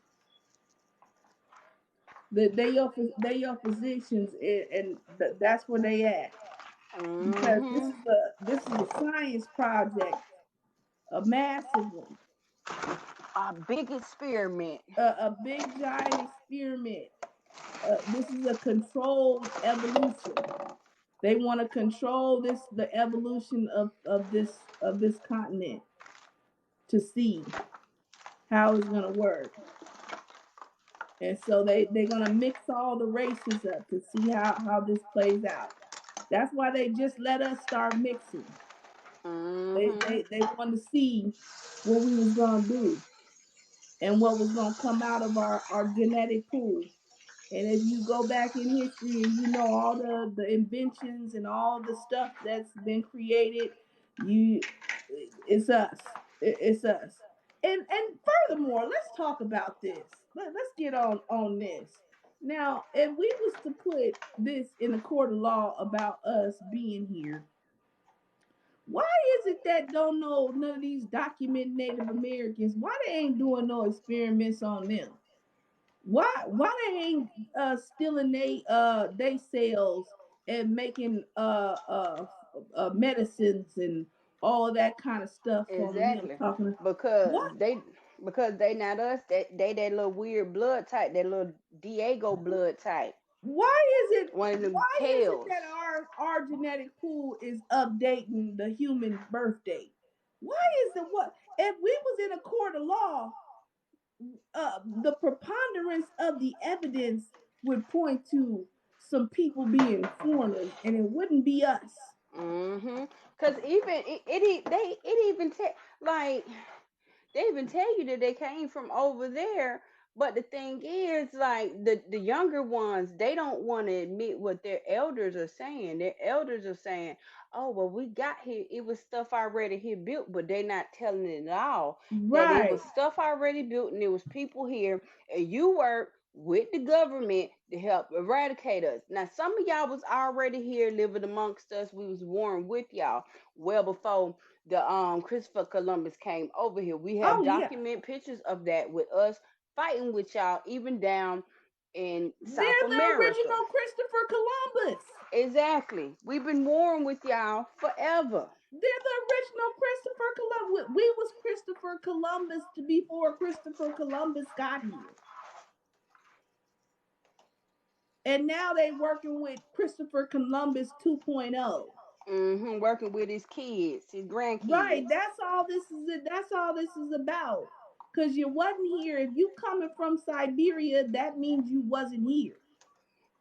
Mm-hmm. That means this ain't your land. Cause see, Mm-hmm. in order for this to be your land, and you gotta almost be the people that mixed in with the hominid population in order to say you came up from this land. Yep. That's who you got. That's how far your lineage gotta be. And so I think now I do have books that say that, I have a book that say that they did bring um people from the African continent. I do Mm-hmm. have books that say that.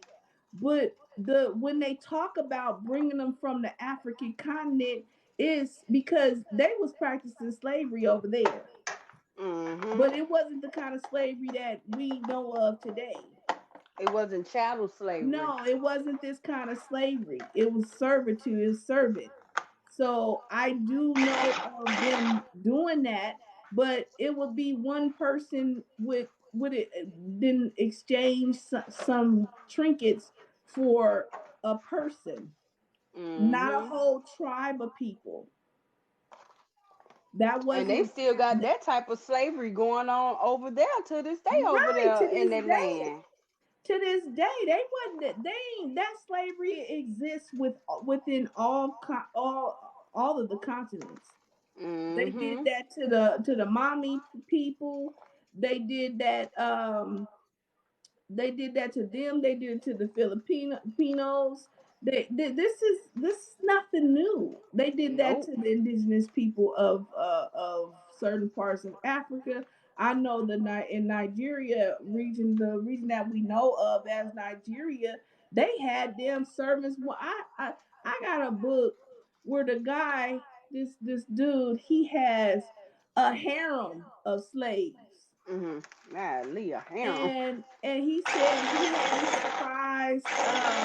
his prize slave was he liked exotic slaves, and his prize slaves was a Cassian. And I was like, I'm like, what the hell is a Cassian? A And I Cassian is that googled it. white, them white with the with It was that a kinky straight hair. up white woman. With the And with the I'm like, fro hair. it's a straight white woman. And I'm like, hold on, wait a minute. You got slaves, all your slaves is females, and they serve you. So that's the kind of slavery y'all talking about. They ain't talking Mhm. about uh beat you up and do all these things. They're Mhm. not doing that. I don't know why people don't understand the difference of a slave and a servant. Mhm. That's what it is, because I have a servant who come and cut my yard. Mhm. So I mean that's just the realities of it.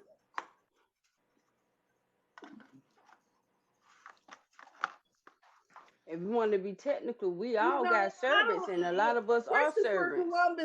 Christopher Columbus and them already knew people was here. Mhm. They already knew And just like you because said earlier, in this little when he was talking, this over here is Indian Superior. right. Christopher Columbus already knew that we were here. They already knew about sailing. I don't understand why people think that Christopher Columbus and that era they started making ships. I No, they've can't been making stand them. this God complex that you guys then gave this man. That I mean that not the commenter, but I see this a lot. It's like you guys got him uh uh on the plantations, growing nations. You saying that if you mixed and you look little light skinned, you must have been your great grandmother must have been something from the slave master. So you got him, he can't even keep up his numbers right now. Mm-mm.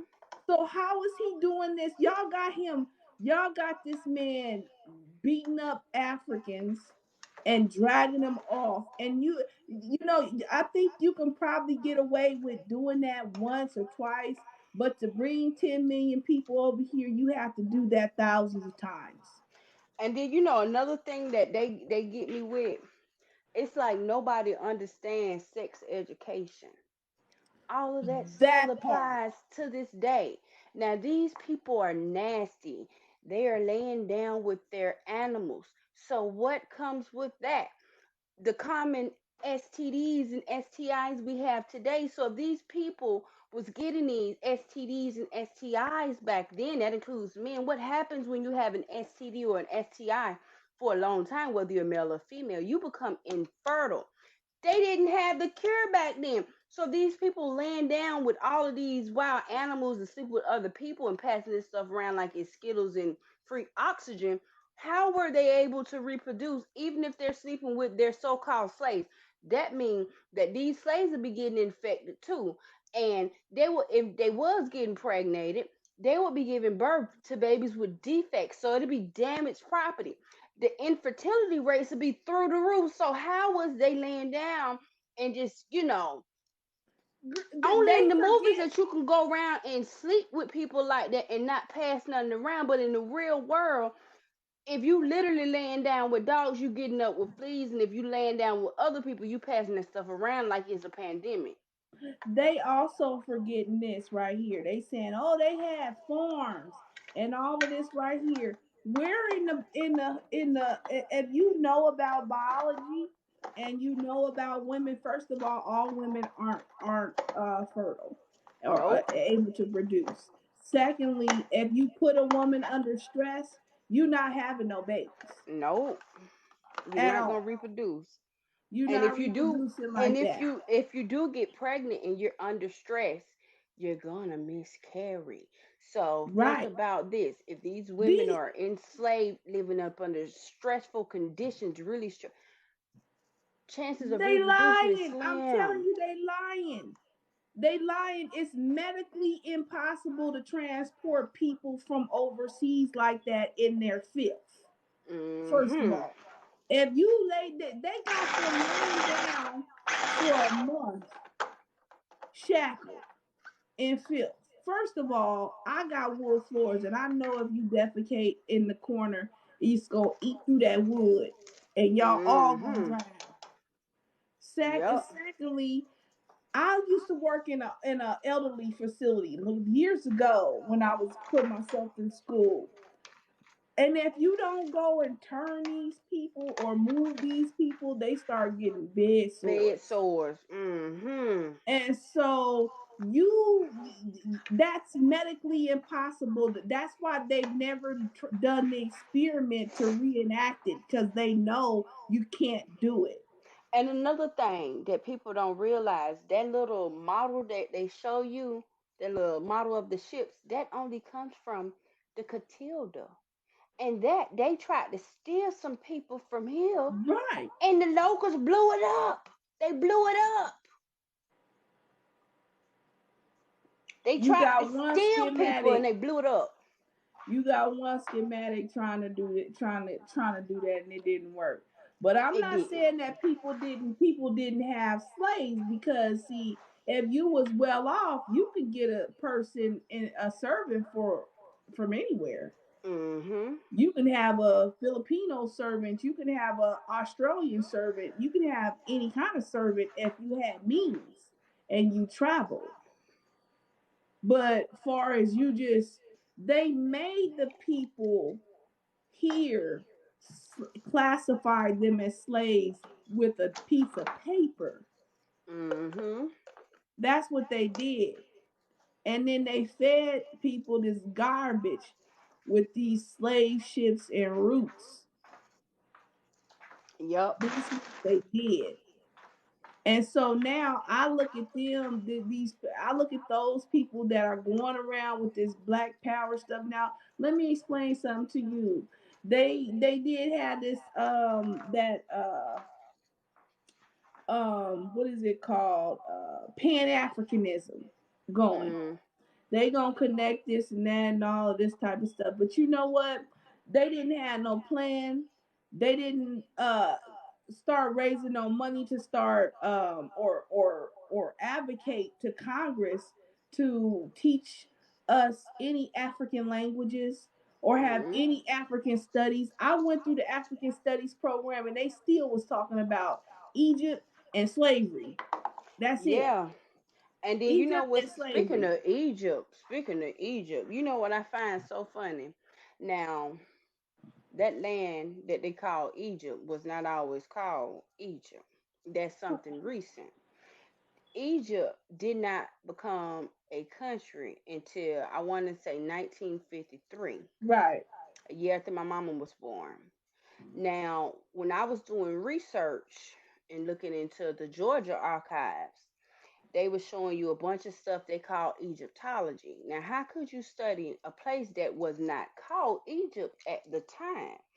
And then you'll peep that a lot of this stuff, like they was digging up, some of the stuff was here, like in Utah, some of this in Nevada, some stuff here in Georgia. They dug up like sarcophagus and all this stuff or whatnot, and they was calling it Egyptology. Now, how could you call it Egyptology, the study of Egypt, when that place wasn't called Egypt until the 1950s or whatnot? Well, all I got to say about Egypt is that's a corridor um out of Africa that has been used for,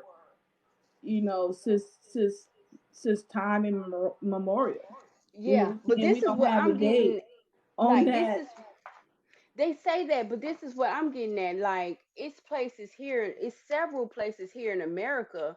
Like, you get looking at some of these old maps we call Egypt. Like, it's several places, and not to mention, like, okay, the capital of Egypt is Memphis. We got Memphis, Tennessee. We got Cairo, Illinois. We got a bunch of places that's supposedly over there in Egypt over here. And then like you start reading some of these But so-called biblical. that was because of the Moors when they They say came. that, but this is like some of these stories, like this is where I'm getting at. Like when you start reading about, like you start going into like some of these stories when it comes to like wars, battles here in America, right? Some of these Indian wars, they start sounding very similar to some of them stories that's in this Holy Bible book. And some of the names like of some of these people here, like and I didn't see this like because I help people with their with their genealogy. Some of the names of some of the people, it is some weird stuff like. What we're doing right now, we're jumping around history, and so only we're understanding and following the different events. But it was a period of time that the people who founded that area, and they actually start went around the world calling trying to civilize people.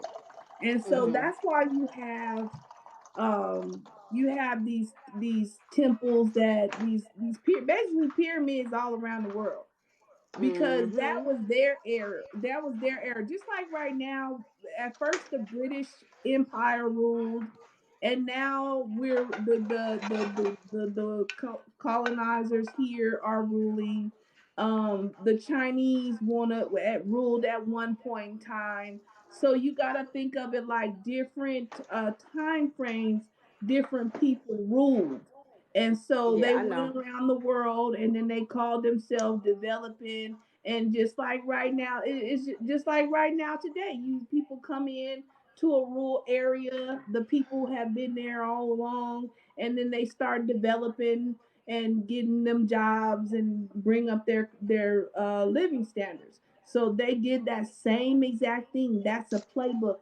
It hasn't changed. If we became the rulers, we would go around and do the same thing.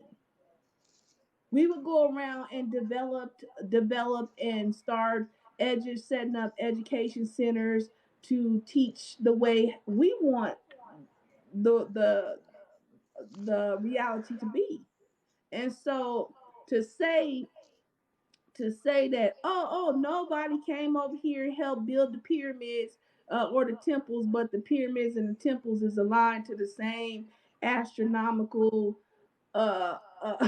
constellations as the rest of them, is ridiculous. It's just like saying that the skyscrapers around the world wasn't influenced by the people who originally built skyscrapers. Mhm. And so that's the cognitive dissonance that's going on when it comes down to the pyramids. Because it's like, you go to Japan, you're gonna find skyscrapers, but the skyscrapers were invented here. No, and to say, oh no, the Chinese independently thought about those, and they didn't have no influence with United States, is a flat out lie. Mhm. And so you can't do it. They sent people over there, architects over there, to show them how to build, just like they did here, just like they did in India. They did this Mhm. all over the world.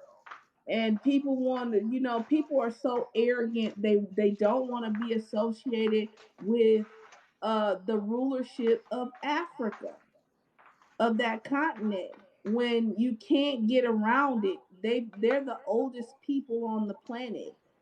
You can't get around that. They ruled first. So to say you have no, it kills me about these people here. These ones here, especially them ones that's a little bit down the road from me, over that border. they sit up there and want to believe, oh, it wasn't no Africans here in 1492. But you got paintings, wall paint murals, you got whole temple structures that's modeled after these people on this continent. You gonna tell me that they forgot to come here? And so I just can't. I just I just stopped dealing with them because the ignorant is they hypnotized. They didn't That got they are. hypnotized to think that everybody when you point to them and say it's black people right there on the walls, they got braids in their hair. No, no, no, no, no, no, they're not black. Well, how they get braids in their hair? And then Mhm. either you want to be black or you not. Yep. So, It's but one or the other. anyways, Genghis Khan invaded and changed it exactly. People forget about the empire, Genghis Khan and Attila the Hun. You think them people wasn't running from them every direction? They was trying to get away. They was trying to get away. Half of these fools look like Genghis Khan's little sons. And the DNA says that they related to the Huns. Mhm. So how you related to the Huns, but you ain't the Huns? You know what's so crazy? I have to show you my DNA test.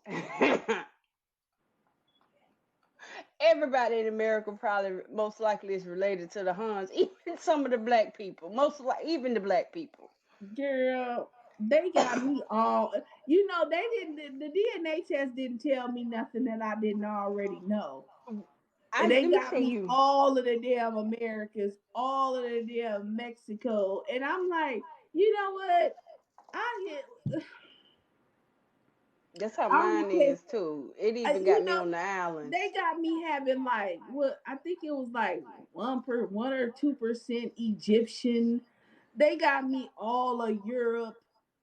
I just got a notification from some dude and a hit from somebody in Australia. I'm like, how the hell are we related? Now, I was expecting Australian to pop up because if you look at my aunts on my great aunts on my granddaddy's side, like my aunts and my uncles, they look Australian to me. They look very similar to the Aborigines of Australia. Hmm. Like that look, you know what I'm talking about? That look, right? Right.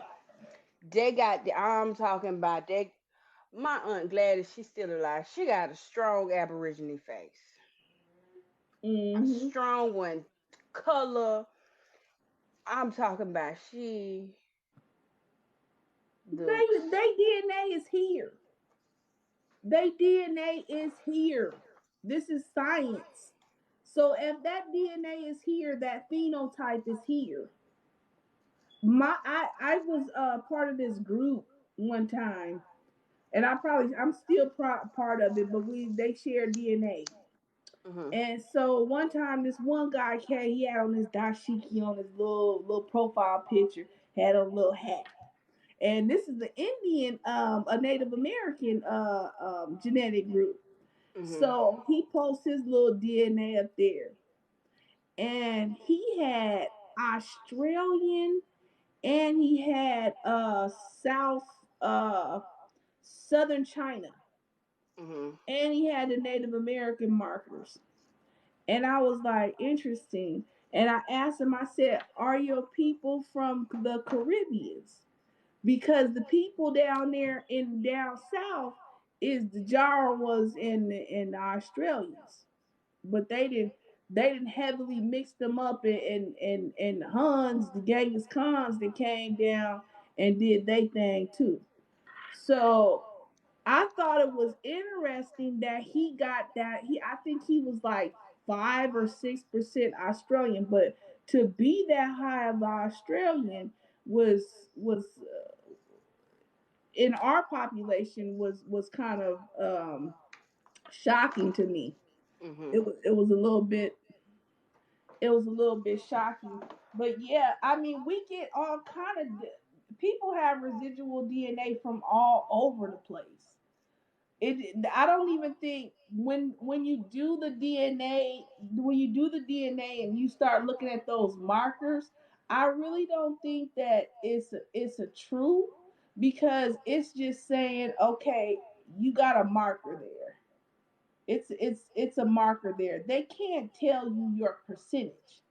Just Mhm. like it's like a Lego building block. So you got, say you indigenous and you got your red at the bottom.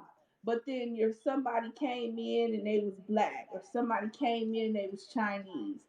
But the red is still there. It just Mhm. gets further and further away. And then when you look at DNA, you look at DNA in a strand. And so if what they're calculating is certain pieces of that strand, but the marker is still there. Just because you might have an ancestor that came in recently from Timbuktu, it still does not make you less indigenous, Mhm. because it's something called a washout. But I want to know, did anybody, because see, I I want to believe the African thing too. I want to believe it too, because I want to put on my dashiki, and I want to fluff out. Well, I can't get a true afro, but I can get a big hair, and and then I want to do that too. And so, and I want to act like I'm going to Africa too with y'all. But did anybody get anybody from Africa on their relationship list like they did with the ethnic chart on the DNA? Because I'm only related to y'all here. I'm only related to y'all. That's that's it. Ain't no Africans on my list. I don't Absolutely have none. any on mine. I got some interesting DNA though, like, and it makes some sense when you do like research on my father's last name, and it He gets had hold on, somebody got an African. He said he got I had an Igbo cousin and a Liberian. That the Liberia don't count. They took us. We went there.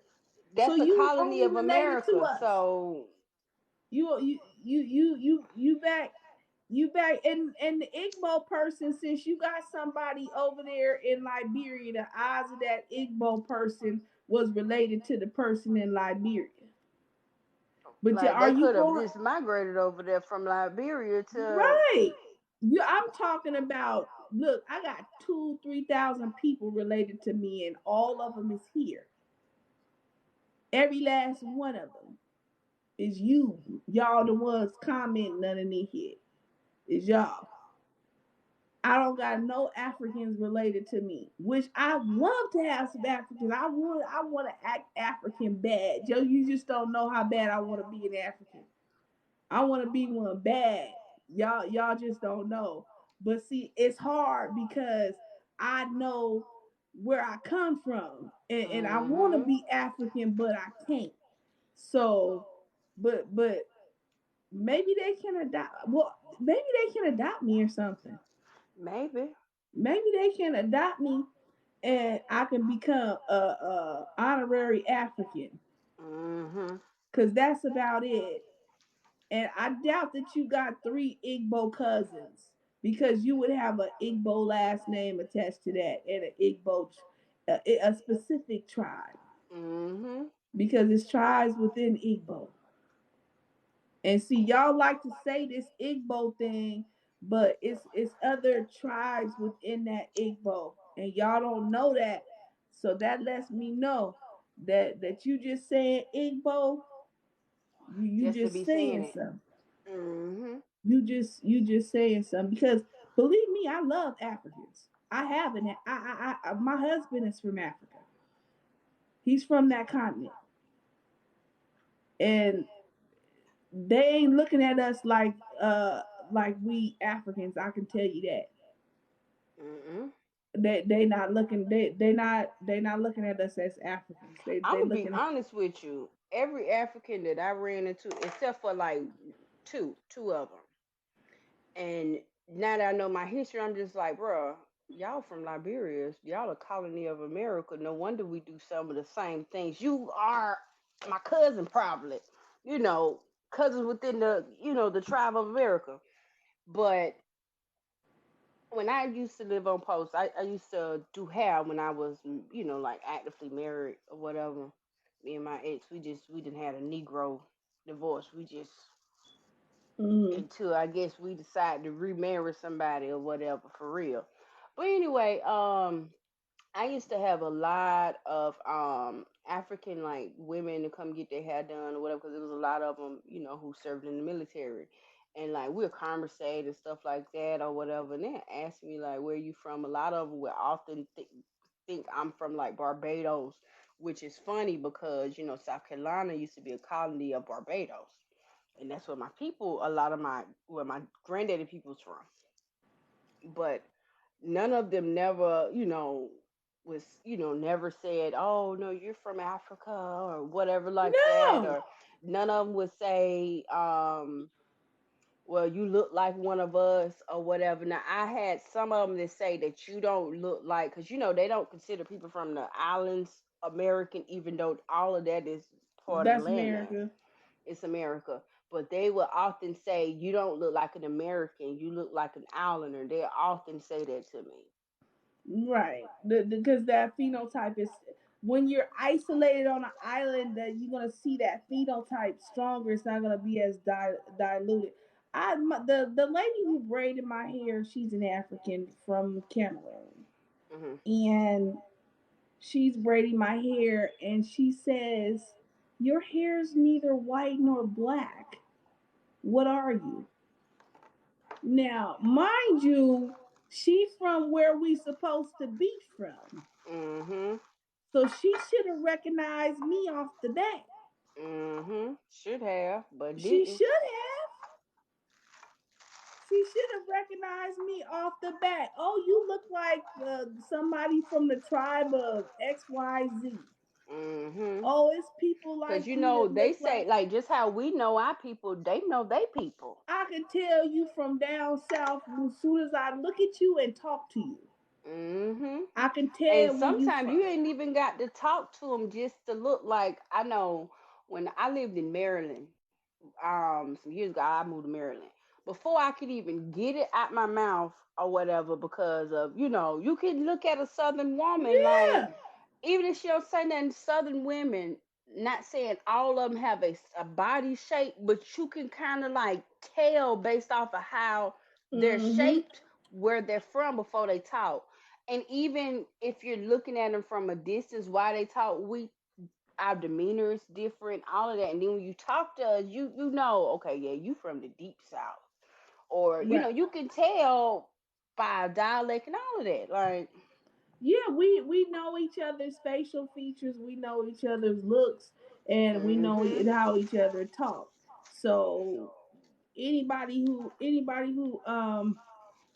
who listened to me for too long know I got a California accent.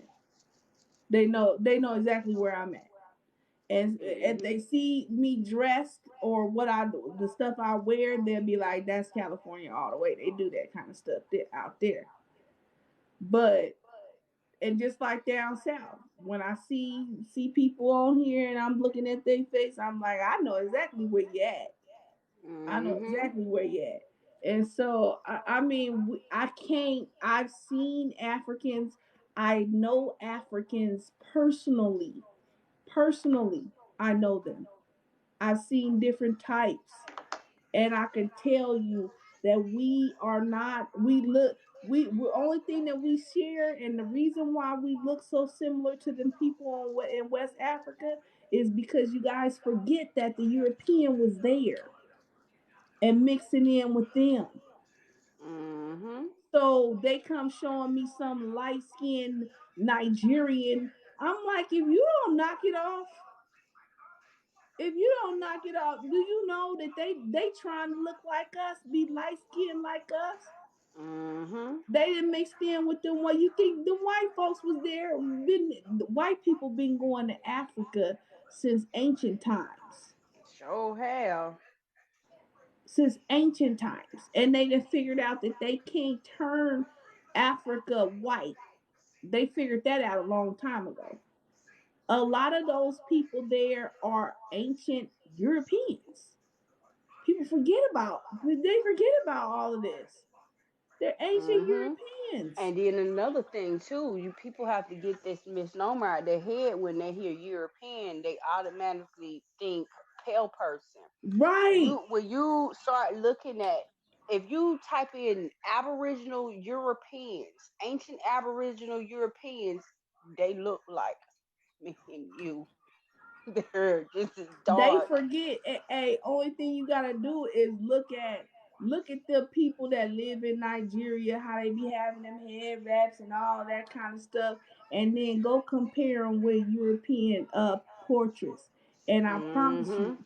the The attire is the same. same. It's the same. It's the They got their same. behinds kicked out of Europe.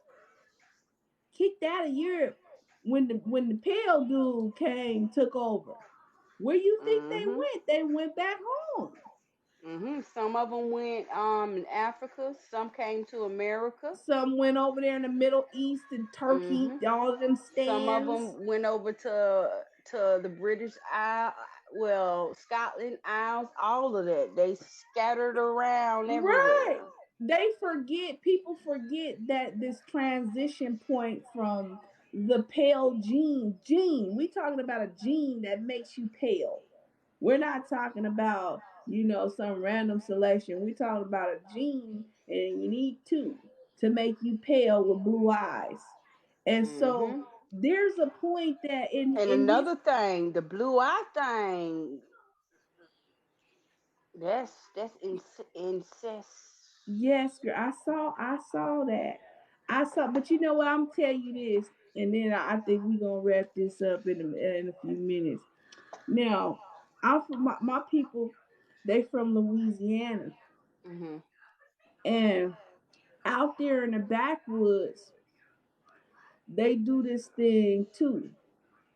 And so, what happens is they isolate a a phenotype, Mhm. and they isolate that phenotype by not letting nobody else into the genetic pool. Gene pool. And so that's where that paper bag test and all that kind of stuff came Blue in vein tip play. This is and all that. back in the day. And Mhm. so my aunt, you couldn't bring no melanated men to her house. You couldn't do that. Cause see, they only absorb within their own, and sometimes that absorption is real close in family, and Mhm. so that's what they did, and they do that. They do that now, right now, to this day, Ooh, to this Lord. to this day. They do that. And so when you go down south, you're gonna find some things, and then when you go searching the records, things get a little bit messy. That's what But my you know what? grandfather told I'm me. gonna be honest with you. Like I say, oh Lord, but then I'm like, bro, you got to think about some. I'm gonna say this. Some of us got some interesting family trees, and some of us on that little particular part of the family tree, the branches don't grow; they just cross each other. That's why I had to get out of my hometown. I had to Like, get out of my hometown that I was born in because of this situation right now. And we were heavily segregated for a long time. We were segregated all the way into the 90s. And so it was like, it wasn't segregation for segregation, it was segregation, economic segregation. So I okay. went to all black schools, um, and it's a small place. It's a small but big place, and so um, yeah, and it's probably only about two or three other people that was this complexion where I went to school, and so you already know what we had to do. What Mhm. we had to do to make it through. And so it's just, I don't know. I don't know. This whole situation is like a weird twilight zone. Um and when you're woke, it seems like everybody else is then lost their minds. Yeah, it really do. They done lost their minds. They done completely lost it. And I'm like, you don't even you can't even draw a connection or put a connection. I'm interested to know though when everybody is going back to Africa. Exactly. That's what I'm interested to know because And the you know government. another thing too, like they say, well, you can get dual citizenship and this, that, and the third, but y'all mention that surface level. Y'all don't dive deep into it. The only people they really giving that dual citizenship to is people who put a lot of money over in that country. So technically, it's not an open invitation for you to have dual citizenship. It's technically a money grab. And some of them That's all countries it like, hey, is. I'm gonna get in on this. They Like playing they playing on the fact that you too lazy. to I'm not do gonna G say you I'm not gonna say you stupid. I'm gonna Yeah, say you just people too are too lazy. lazy. Because some people rather, instead of sitting and taking the time and look at documents, they rather say, well, I'm gonna take the easy route and I'm gonna swipe my mouth and sit in a tube and just believe whatever these people say. Not knowing that, okay, let's really talk about genetics or whatever. Let's be real. When they look at the DNA, like when you, okay, you may not even inherit all of the same DNA markers from your mama and daddy, the same ones that your siblings get, and you may not even adopt any genetic markers from a particular grandparent. So they can't even really prove and say, oh, well, this, then the third. These are random markers that It's you basically inherit randomly. it's basically junk garbage. They got my mom at like I think she was high. She was high. I think it was almost 70% African. And I'm like, well, hold on, wait a minute. How you, if you 70% African, that means that your mama is a full African. Mm-hmm. And I promise you, my grandmother is far from an African, way far from an African. She Mm-hmm. was so far from an African, she couldn't get an afro. Her hair was straight, and her eyes were hazel, and she was lighter than me. And her mother was not an African. She Mm-hmm. she was because we're all Creoles, and Mm-hmm. so you can't. I'm like, if you're going through your mother's line, you can't say this that I'm 80% African. That means that my mom is 100% African. If you get 50% from your mama and 50% from your dad, it's Mm-hmm. not. It doesn't work. And then me and Like my that. mom's, what killed it though. This is what killed it. Me and my mom's Native American DNA is the same. And I said that's statistically impossible. Mm-hmm. It is. It We is. can't have the same amount of Native American percentage. So That this mean right that here mean is a that lie. that would mean that y'all would be siblings to have the same Right. amount. We got the same amount. And I'm like, no, they have to leave that as a marker. Because you know what? I've been digging too. I think that it's illegal for them to tell people that they not who they supposed to be. And but every time that I look in the books, it's telling us who we are, but we want to fluff our hair out and throw our fist in the air and say we African. That's Mm-hmm. what's going on. And I'm like, how did we even get to this situation? Because I never told anyone that I was an African American. And I'm sure my grandparents didn't say that either because they've been Mm-hmm. telling me that I'm Chata all my life. Jesse Jackson. So And what's so y'all, funny and about they him? still doing that. what I forgot what tribe he from. I want to say he. They still doing that. That's why I'm like, I don't want these fools that's talking about they Africans or African American. I do not want them speaking for me. Hmm. You speak for you.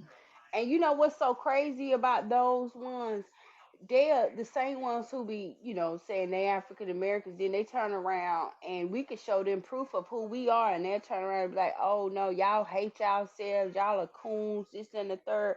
How can I No, hate myself when I know everything about myself? right. It's not, they have I'm nothing to acknowledging do. who I am.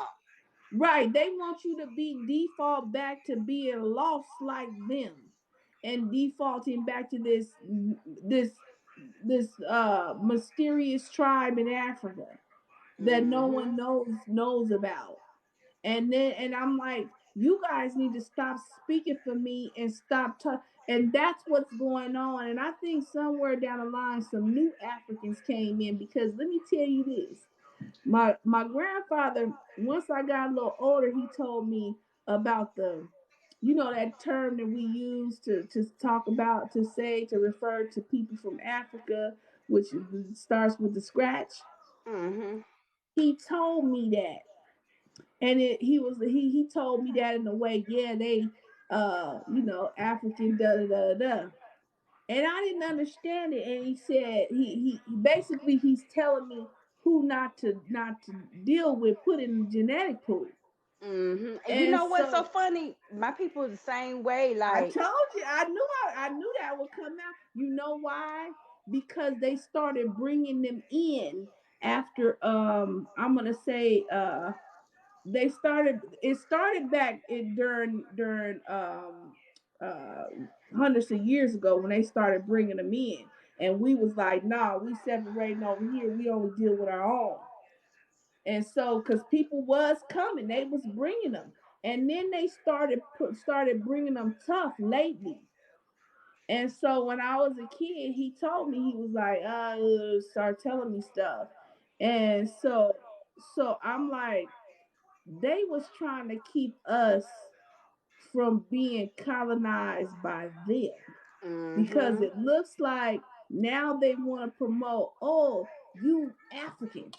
Where in Africa?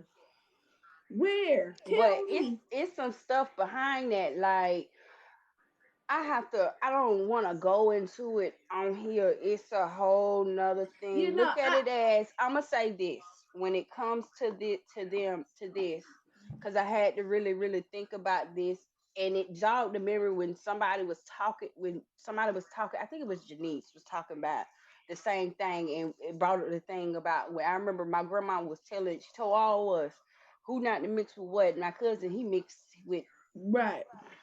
he had no kid. He married to her. He had no kids with her. He been with her. He been married to her about 12 years. He had no children with her. I don't think he gonna have no children with her. He married her though, but and she basically said we can mix with anybody in America as long as they look like us and they're not from cross over there.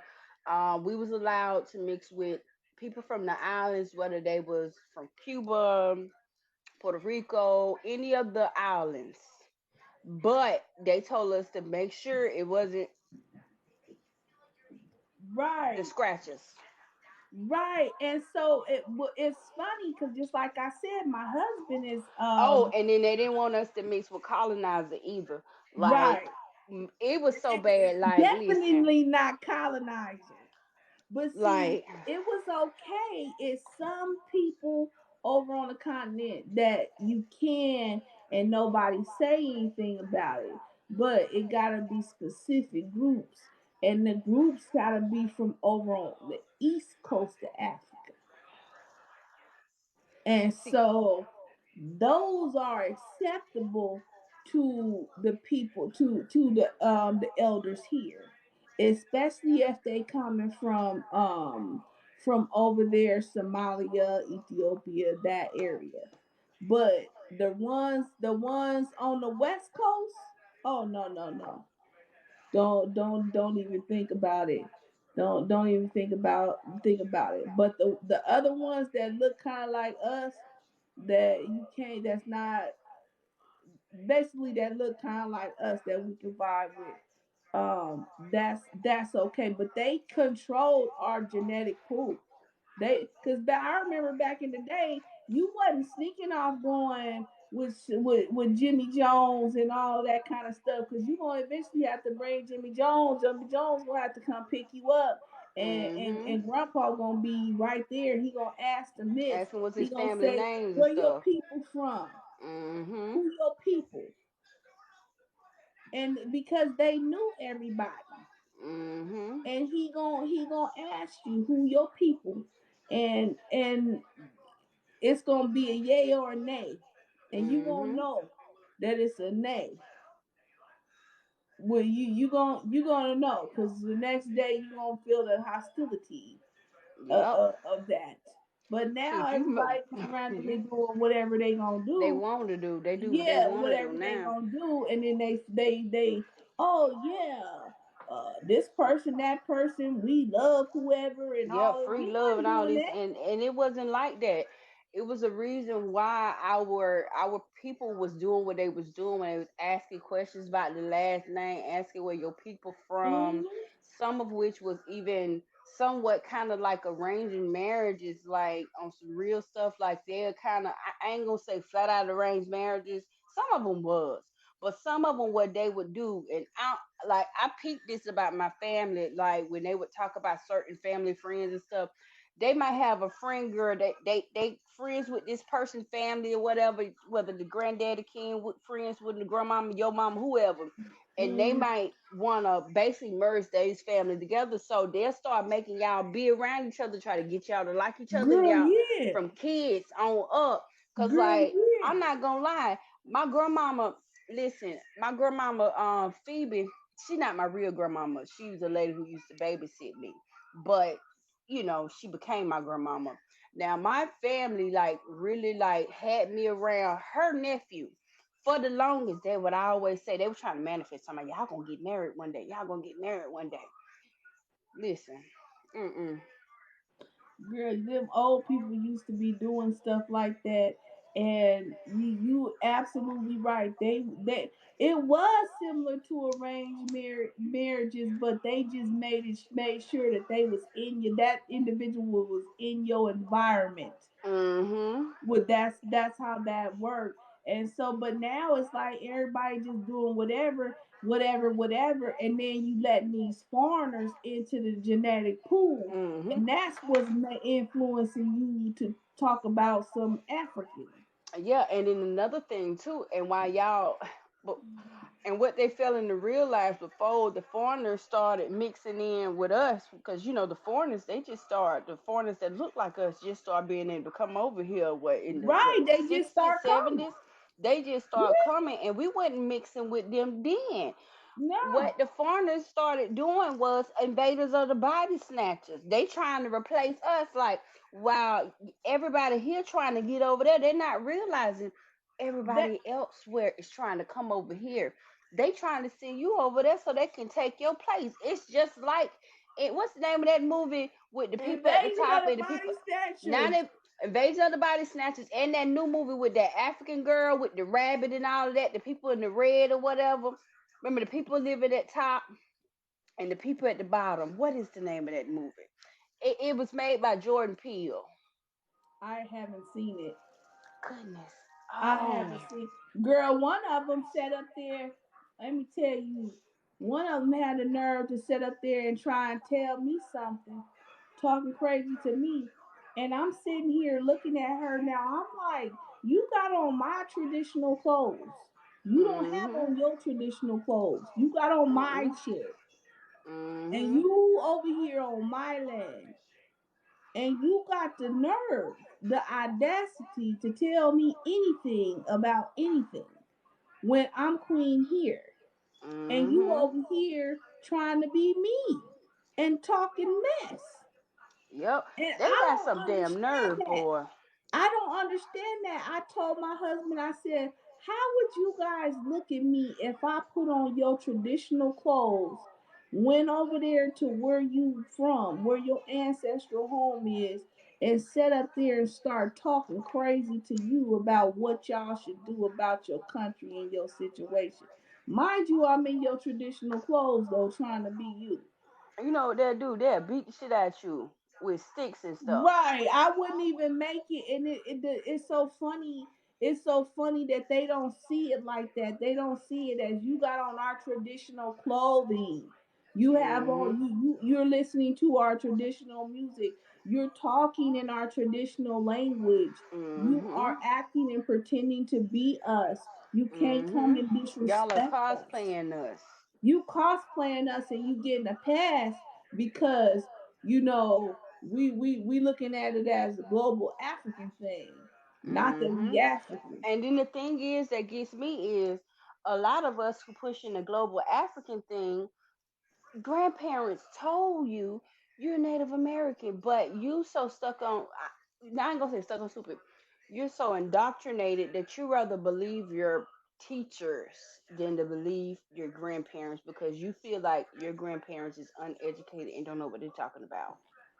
I'm telling you, I had to stop And my what's so crazy, own. the reason I say that like that, because I literally, like, one of my childhood friends, now her grandmama, along with my grandma, but used to tell us, what we are, along with the tribe and all of that stuff. Like, listen, and she was like, she started really getting into the African thing, and she was like, well, my grandmama, she can't read and write this and the third. And I'm just like, bruh, your grandma can read and write. She just don't read and write English that well. Like, she still got her original tongue. Like, bruh, your grandma speak three languages. She speak Latin, she speak Pig Latin, and then she speak English. And then she speak four, and then she speak her native tongue. I don't even know what it is, but and English isn't her first language. It's just amazing, and I think what it is it's these kids, Mhm. these kids, this generation with these kids. Because the one guy, that last video I posted with my DNA, he on social media talking about the Creoles is Africans. And they And not. I'm like, sir, this is a class, this is the caste system that we talking about. We Mhm. ain't talking about, what are you talking about? They Africans. If you tell a Creole woman that was born in the 30s that she's an African, you wouldn't make it out of her sight. Mhm. You not telling these type of women that they African, first of all, because they so far removed from being an African.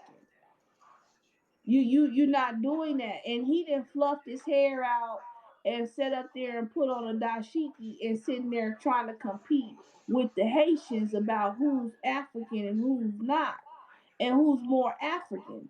And that's Mhm. why I had to bust him out like, bro, to say you Creole, to say that you European, Native American, and so-called African ancestry, but black Mhm. ancestry. This is what they using to accommodate for you being so ambiguous, being ambiguous looking. Not saying that it's not darker a complexion Creoles, but if you go back in the history of Creoles, the history of Creoles, you're not getting in that was a special club. Mhm. That was a special kind of club, and just because you speak a dialect called Creole doesn't make you from Creole. the ethnic group Creole. Mhm. Because Creoles don't speak Creole, they speak French. Mhm. And so these is the little kids. These is kids. And so the only reason I know about this is because I got it from the people that lived in those times. And these kids is learning the language, learning the dialect. Basically, it's the dialect of the lower class. It's like speaking Ebonics.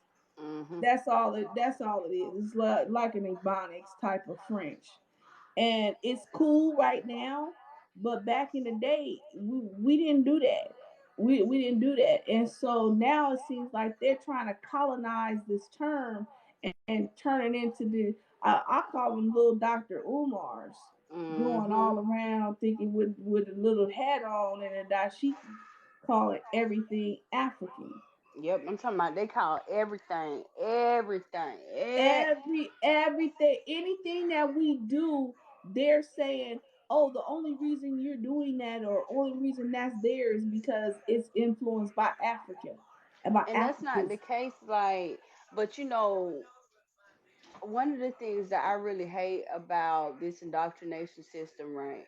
Like with that argument of the out of Africa theory, people don't really research like who are these people who came up with these theories? Like Right. who really were these people? Like, and when you get to digging and researching, you start finding out, okay, well, the person who went to Galapagos Island, who came up with this evolution theory and all this stuff here, he wasn't a doctor or none of that. He was actually a failure, and they just sent him on a boat to do that, to give something to damn do or whatever. And he had ties to, like, he had some racist ties, which all of that ties into eugenics. Not to manage he was married to his cousin who was Yes, like it's a Tuskegee. whole mess between that, and you want to hold that up as like that's some kind of scientific typical theory, like proven theory, like this person like didn't have the education to even come up with this, and then it's He all just tied to something else. Like, making an observation that because he's seeing these different types these he's seeing these Negroes across the planet, and mm-hmm, he's saying that all the Negroes have evolved from the place of Africa where all the Negroes are and spread yeah, out. and then That's what he's that's not saying. even true. Like, That you, because he's seeing you, he going in the world and everybody is Negroes. Just put it plain and mm-hmm, simple. But we're saying that we don't even know nothing about them Negroes over there. We you don't don't even know know. nothing about And them. like, and let's be real about it. Like, okay, genetically, they'll say everybody derived from the motherland, right? They'll say everybody come from over there. But then when you start looking at blood types, like blood types, you get to start looking at blood types and blood groups or whatever. If you know anything about blood types and blood groups, you know the original one is O, and then you start having these mutations. You got A, B, and all these other ones, and they like to tell us like it's just 4 or 5 major blood groups. No, it's like what, 42 or 38 or 42. It's a lot of them, a lot of them. And when you get to looking at all of them, and then you start looking at the blood groups over there, them blood groups over there ain't matching up with the blood groups over here, and that lets you know. And then the blood groups in other countries of the Aboriginal people ain't matching up with these over here. So that should let you know that these people originated in different landmass. You just Right. haven't found that. You get what I'm saying? Y'all, they might not have found the connection yet. And the thing is, y'all may never find the connection, because when these people came over here and started digging, everywhere these people go, they dig up stuff and they eat it. They eat everything. So you may never find it because it's in somebody's belly Uh, who long gone. when y'all start coming out with that, see, I've been known about that, and the Chinese they good for that too. They was you making elixirs and stuff because they Mm-hmm. looking for the fountain of youth. They looking to Yep. turn back time, and Mm-hmm. so they thought by eating these the princes and kings and rulers and stuff like that, you could actually turn back time or stay forever young. That's what this is all about. And then Mm-hmm. the Caucasian dude, he is special kind of creature, Yeah, and like they so never did bury they dead. They were eating their dead and stuff. you can't bury And no what? dead in permafrost. Mm-mm. The ground is too hard to for They you to was over dig there making anything. jerky and stuff. I don't even think they were cooking it. And They were just eating it. if you read the documentation about the first white people who got here on the continent, and then they left a group here, and Oh then they yeah. went back and came back, and the fool had ate his wife though. Yeah, they were eating each other. Hey, He oh is my God. he ate his wife. We've been on about that. We've been. That's why we was like when everybody talking about, oh yeah, interracial relationship, and I was like, you gonna do your gene pool like that, okay? Man, ain't But no way in the yeah, world. I mean, he's straight. Hey, that's not the first case. It was another one. They got trapped up in the snow. These hikers, and they was trapped up there for a long time. It's actually a movie about it. I seen And that. they was eating. They start eating each other, Just and like in the so movie about the plane crash, they start eating each other in that one yeah, too. they start eating each other. So yeah, they do that kind of business when they do a lot of different things that is not common in our culture. Europeans are actually very interesting because they're on the borderline of being something. And so Mhm. sometimes some of them, and it's hard. Me, I was I'm trying to buy this. I was looking at buying this land, some more land out in Oklahoma, and so that's racist country, and so you got to shift through the whites, because Mhm. you gonna get three bad ones, and then you gonna get two good ones, and I'm like, it's kind of hard to just treat them all the same because you get some that's you can talk to, and then you got the Mhm. other ones that you want to hit on top of the head. Mhm. You right about that. Right, and so it's like, who is who? I mean, you Mhm. can't You really, got to proceed with caution with them though, like. man. And then I just even when keep you them proceed away. with caution, you don't even know what you really gonna get because you can get one that you think is cool, and the moment that one gets upset about anything or feel any type of way, whatever it may be, the true them comes out. Oh yeah, they gonna always show they dominance, especially if they still in a system of white supremacy. So Mhm. anytime that they get it in a situation where they can exert that on you, they will. That's why I tend to keep them over there. Mhm. Over there. And so, I mean, I'm cordial and friendly, and I treat everybody with respect, but I don't deal with you in my space like that. I don't do that. And so, and I guess it's you can. I don't think I'm racist because I don't look at them all the same way. Um, it's just like you said, we got to be real careful and real cautious. And I have a lot to lose, so that's why I don't fool with them. But Period. see, it's not racist. It's not even a bias. It's just the history of them. Like, and it's they have to understand that okay, if you are one who want to deal with us, they have to work on a lot of internal stuff and biases and stuff like that to be able to even have a proper relationship or whatever they want to you have to make sure that when they get in their feelings or whatever the case may be, they don't pull that card or what you get what I'm saying, Right. like, and so they shouldn't look at it as, oh, well, you're racist or biased. It's just the history of dealing with you can literally Right. get us killed. So, I can get us killed, and we can lose everything, including our mm-hmm, life. And so that's why we don't fool with them. And they ain't really showing us that they changed. mm-hmm, And that's the problem. It's like every generation or every few years, you show us the same old person. yep, same And person. so and then the good ones stand back, and then they turn around and act like they don't see it. Yeah, you know what that's called? That's called white silence there. Yeah, they act like they don't see it.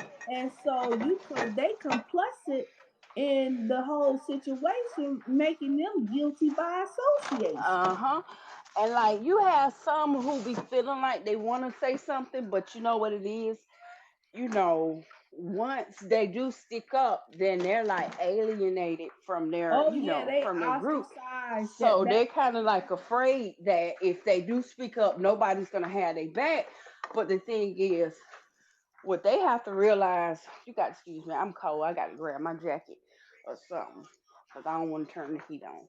But what they got to realize is, okay, if you really stick your neck out like that for us or whatever, and we're gonna have your back regardless. Like if you hadn't paid attention, you know, we have each other back when need be. Like, so what you think?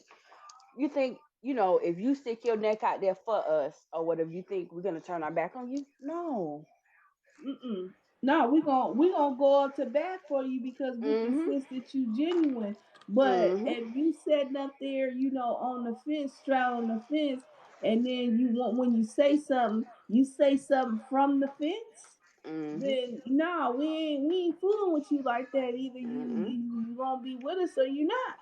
And Yep. so I get that a lot, especially with work, and that's why I tend to like stay away. I mean, I'm cordial with them, and then I can code switch very well, and so, but in my mind, I be having a whole conversation, and it don't be what be coming out my mouth because I really don't really like to deal with them because I know that they have a culture of tribalism culture, and their Mhm. tribalism culture is based on race, on racism Mhm. and Yep. oppression, and it's just that's their culture. That's who they are, and so you can't change them. They'll put on the front for you real quickly, but just like you say, your person can't you can't hold that up for too much longer. You gonna show us one day, just like they sitting up here talking about uh, this reparations and all of this kind of stuff. I'm like, these white folks, they've been dangling that carrot for a long Years. time. I mean, if y'all ain't figured this out by now, then I don't know. And them Negro peons that's sitting up there in Congress, if you ain't figure out that them is Negro peons, I don't know what to tell you. Like I'm like, indeed, but a lot of people don't realize that, like, when it comes to the political world, period. And I'm just gonna speak from experience because of the type of work that I do. I work in campaigns. I'm behind the scenes. If you ever work, like volunteer to like call people to like get people to vote or uh, whatever, I'm the one who make the list for you to call when you're asking people for money. I do the okay. research and look for them. So when it comes to any type of political chair, you have to have money. And so, with that being said, every politician is bought. I don't know if you ever seen that movie called Don't Look Up, and you Mm-hmm. had that cell phone provider dude and how he yelled at the president. If Mm-hmm. you donate a lot of money, right, like you can literally have, okay, before you even donate your money, right, the politician or whoever, depending on how much you normally donate, they have a one-on-one conversation with you. It was one campaign I was working with. They had this one dude. I don't know exactly who he was, but I do know he was like some type of somebody who worked at the Pentagon, who had top clearance, um a top above top secret clearance or whatnot, and he wanted to have a meeting with the candidate or whatnot.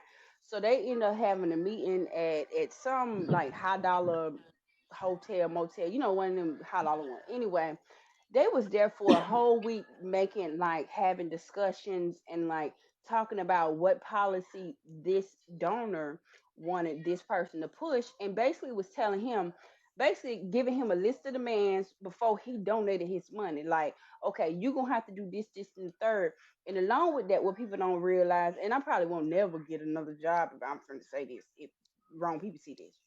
but I don't care. But people need to know when they come up with these lists of demands or policies that they want. They have these people sign contracts, and you can legally do this to make sure they hold them to the word. And if they don't do it, they can take them to court I because didn't they know that. violated the contract. I didn't know that. And if they speak on the contract that they signed, mind you, they got two separate contracts. The contract on making sure you're gonna uphold what you're gonna do, and a non-disclosure agreement, so you can't talk about what we just discussed. Yeah, I know that goes on, but I didn't know it was that serious. It's With that Congress, serious. but Like you know when what? and people That's don't know that, but I people wouldn't have known think that. that vote, your vote when you cast your vote, only lets them know that you still want them to rule over you Mm-hmm. because they didn't already chose the candidate. Did you notice how Barack Obama came out of nowhere?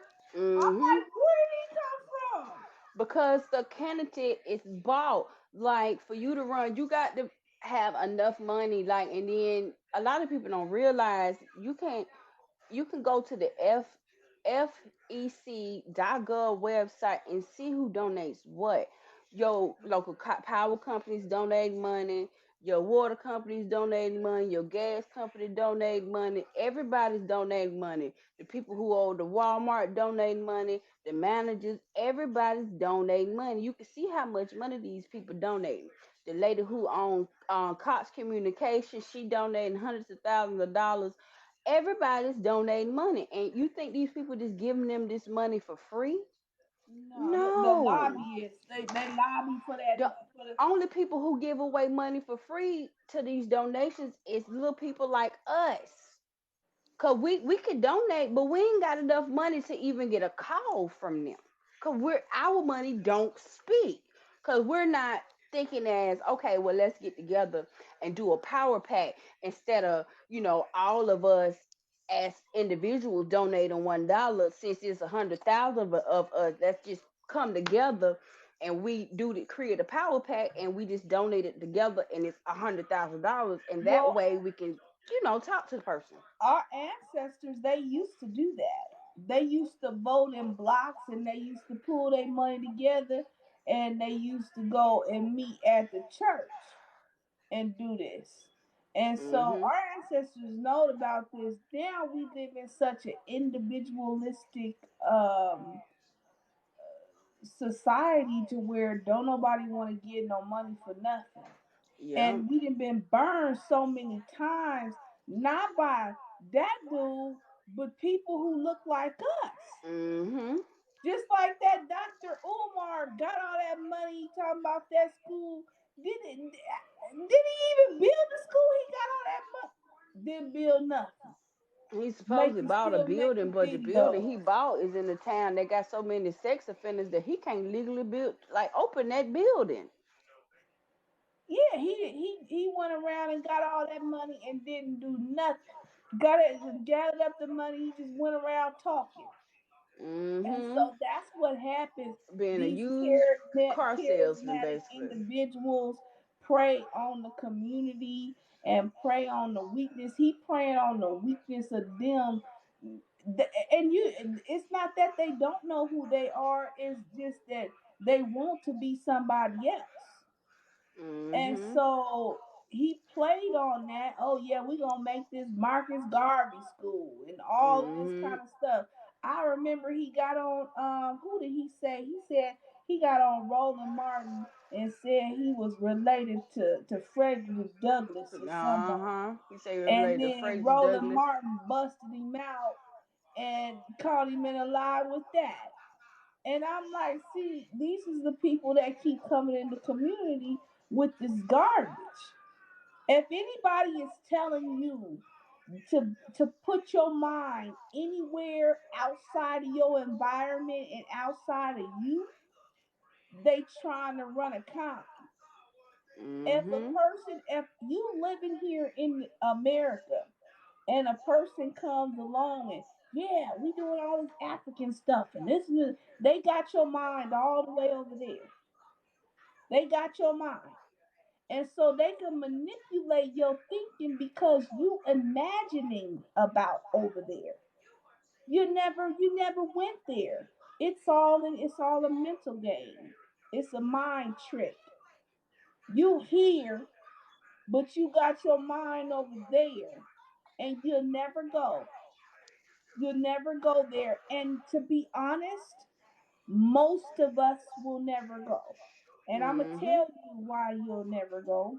The reason why most of us will never be able to go is because the same people, and I think it was that man too who helped promote this garbage because it was on Roots and all that. At the same time that they telling you that you from Africa, they making laws to where you can't leave here. Mhm. Cause now and then they in your community locking you up. You can't get a passport. You Mhm. can't qualify for a passport to go nowhere. But they done fluffed your hair. They got you done fluffed your hair out. Got your mind over here across this ocean, imagining that you there, Mhm. imagining that you gonna go, imagining that you those people, and at the same time they making laws and running business as usual here, because they didn't Mhm. got rid of the Indian, they didn't got rid of the Aboriginal individual because they didn't get rid of them physically, they got rid of their mind Mhm. because they got you over here First they somewhere got rid of you else. through the Racial Integrity Act, and then they worked on your mind. Right. They got your money. They just like they got their mind thinking that they bought 10 million people. And they got their mind thinking over here and think reenacting these horrid things. At the same time, they just snatched away your birthright from here. Mhm. Cause they trapped your mind into a fantasy. It's a fantasy. That's all they doing. And they think that we're crazy because we're telling you that you're indigenous because we want you to get your rights back, get your damn mind back over Mhm. here. And get your family land back, cause once you do your genealogy, you start doing that. Then you start going over there to the Bureau of Land Management and typing in some of your ancestors' name, and you start finding land. You start seeing who really Girl, who, because you can't have an allodial title without being literally tied to the land, mean from here, from there. But from if you go over there across the water, yeah, they may say you're gonna get dual citizenship, but you gotta buy the land, buy the land. And buying the land does not mean that you are the owner, the true owner of that land. They're not giving you land titles over there. they want you to bring your American dollars over Mhm. there. Let me tell you that let's reason with this. Let's reason with this. If the United States or the colonies or which would become the United States, if they form the United States and they still have my people in bondage when they form in this government and they forming this constitution and all these things. And so me being from the continent of Africa or African leader, and you got my people, that means you owe me money. Mhm. You got my people, you owe me money. You didn't kidnap my people and you didn't form the government off my people's labor. You already know, black folks. If you owe somebody $5, he ain't gonna forget about it. Mm-mm. And he Pe- would have been Black folks will go took to this from your war over court. money. Black folks will go to Right. war over money. They will kill you over their money. Will get over $1. And so you mean to tell me this man ain't this now we talking about Nigerians and all of them, the Nigerian letters, they always doing something, doing a hustle. Mm-hmm. You mean to tell me that this is the best hustle on the planet?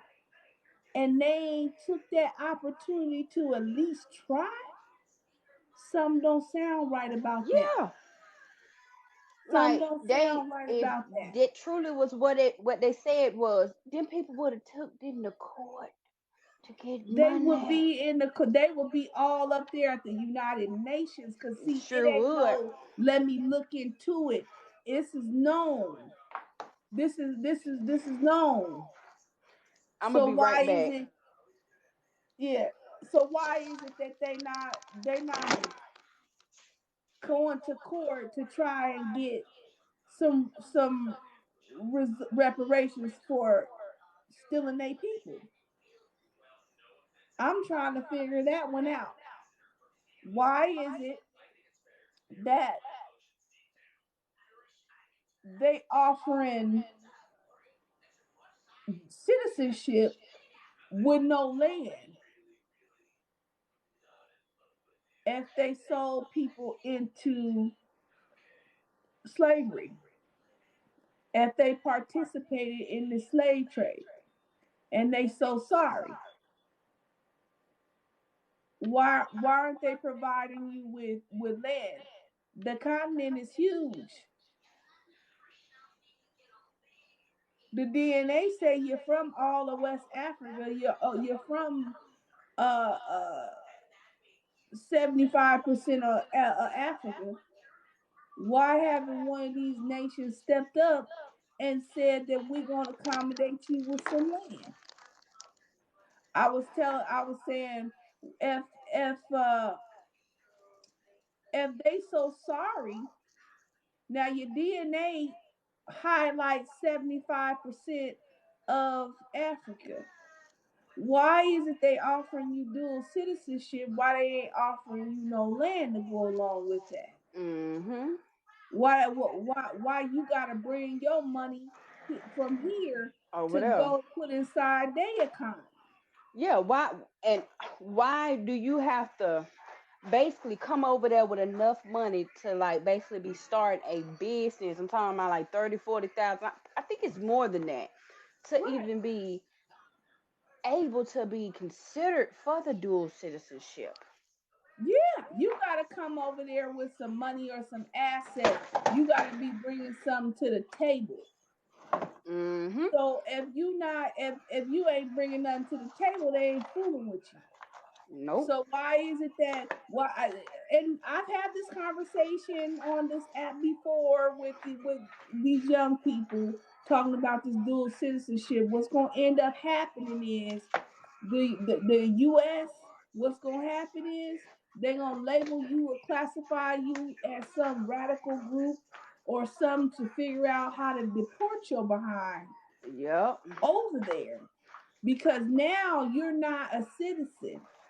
They have Mm-hmm. make it seem like they being attacked by the border, some at the border, and they needed to enact these laws. They have pushed that law through, and you want while you sleeping, you don't even know. The next day, you can't even go get nothing because they saying that you ain't even a citizen. You need some paperwork Mm-hmm. now. You need some It's, paperwork to be here. You need some paperwork to get this card so you can work. Or they'll mm-hmm. set up. This man is crafty. He is very, very clever. Very clever. So if anybody who's listening and you're talking about this dual citizen stuff, is you better not be talking about a dual citizen. You Cause better not. Because you're gonna end up right in his snare, right in his trap where he wants you to be. yep, cause they're gonna mess around and make you they're gonna force you to renounce your US citizenship. Watch. And Yeah, next thing you know, and you gonna get over there and find out that you ain't one of them. Cause I don't know if you have you ever looked into like the stories. Like you have a lot of people who are document how their life is over there. It was one dude. It happened last. I want to say last year. It could have been the beginning of this year. But dude went over there, and he basically the locals killed him. It's other stories of us going over there. They getting scammed out their money, like they charging them arm to let yeah, live over there when you know damn well the cost of living ain't that damn high over there. Some of them getting beat up. I'm talking about going missing. All type of stuff. Like if you was truly from over there, they wouldn't treat you like that. Like, Mm-mm. Mm-mm. but they They treating you the same way they treated the Watutsi people who went over I was there. just about to say that. I was look, they doing the ethnic cleansing right now in Ethiopia. That war is Mhm. about an ethnic cleansing. It's Mhm. about ethnic group. It don't have nothing to do with somebody mad at somebody. It has to do with the different ethnic groups and who they want to be the ethnic group and what they what. That's all that's about. Mhm. Y'all You gonna right get about over that. there. Y'all gonna get over there and you gonna find out that it ain't the person with the pale skin that you need to be worried about. It's really that the one that look just like you. Yep. And And so, even to bring it up from the opposite standpoint, I remember I want to say about a maybe a year ago, maybe could have been 8 months ago. I want to say like a year ago. I was watching this thing. You remember how they were saying, "Oh, they trying to kill the white Afrikaners over there in South Africa or whatever." oh yeah, It was a dude. It was a few of them too, but this one particular dude, he was talking about his experience. He ended up taking in a white family from over there. Boy, he quickly learned that all skin folk ain't kin folk. This a white dude. He took them in, bro, and like them people wouldn't get no work. They wouldn't get no job. Like he was spending like thousands of dollars. They was like horrible. Like he said he would never do that again. But mm-mm. basically they came in his house and gave him pure fucking hell. Like pure fucking hell. Like gave him Yeah, hell. So they go both ends of the spectrum. right. Like, Yeah, I wouldn't be fooling around. Me personally, I wouldn't fool around with anything involving my citizenship here in connection to this land here. hmm Never. I don't care what people talking about. The Moors, whatever new term you want to start using. I'm not giving up or signing away or none of that. My citizenship and my right to be here and unmolested. and even that with the Moors, like they need to really dig deep and look into that, right? Yeah, And I then you know I another thing they need to do, they need to talk to some elders from the Moore bloodline and mm, compare notes when it comes to the doctrine or teachings of the Moors and compare and see and be like, they'll realize, something a little off or right. whatnot. They mixed in that they mixed in with the, now I do believe that it was Not saying contact. those two are the same. This is where Right, I'm getting at. You know how like we say all skin folks ain't kin folks. right. So you have Aboriginal people with the last name Moore, Moore, right? Mm-hmm. You have that, right? And then you have those people from over there. So what happened was you got them people from over there came over here and tried to claim, which they got documents saying, oh, this and the third or whatever. But when you start digging deep into the family of the Moors, that Moor ain't got nothing to do with that Moor. In fact, them Moors over there tried to invaders of the body snatchers, the bloodline they tried to infiltrate. And then it's some whole other stuff going on with it. You And know I didn't I figured that one out too, especially how they got mixed in with the tribes. They got mixed in with the tribes too. Now I do believe that there was contact prior to Columbus. I do believe that because I've seen it. I know my family has said things about it, and I know that to be true. But having pre-contact and being the Aboriginal, It's two different It's things. two different things. Now, what they did was they mixed in with the Aboriginal. And then now they turned that this is what's going on because the people that was here been here thousands of years before the snowmans came down, they was vibing with a lot of different people coming from different places. And so it's not hard, it's not far fetched to see where that intersection meets and overlaps. But Mhm. just like you saying, you got these new cats over there that they don't have no connection because what happened was the people was absorbed and brought and made a new people. And Mhm. so it's not the same people that is not the same people that we have right in that area today. That area has been infiltrated and it's done. They basically snatched North Africa from the indigenous people of Africa and said what? Mhm. That's what they did. So it's kind of dangerous to sit up there and try and fool with them right now, knowing that they tainted. And so Mhm. that's why I'm like, okay, yeah, we know the Moorish lineage, the Moorish history of it being here on the continent, but actually going all in with that, you shouldn't. It's dangerous because they've already cut that off. They cut off North Africa from the indigenous people who the owners years ago, a long time ago, so they wouldn't be able to keep going up in the Spain kicking their behinds. They got a Mhm. big giant gate that girl, I seen them trying to jump over the gate. I think it was like 4 or 5 years ago. They was jumping over the gate trying to get into Spain, and they beating them off. The you know what? It's a shame. So they basically cut It them ain't off with funny. a Goodness. buffer of them Arabs right there, so they can't come in there and invade no more. That's what Mhm. that is. So to claim that identity is dangerous because it's some snakes up there. It's a And lot of so you snakes. don't know what you're doing.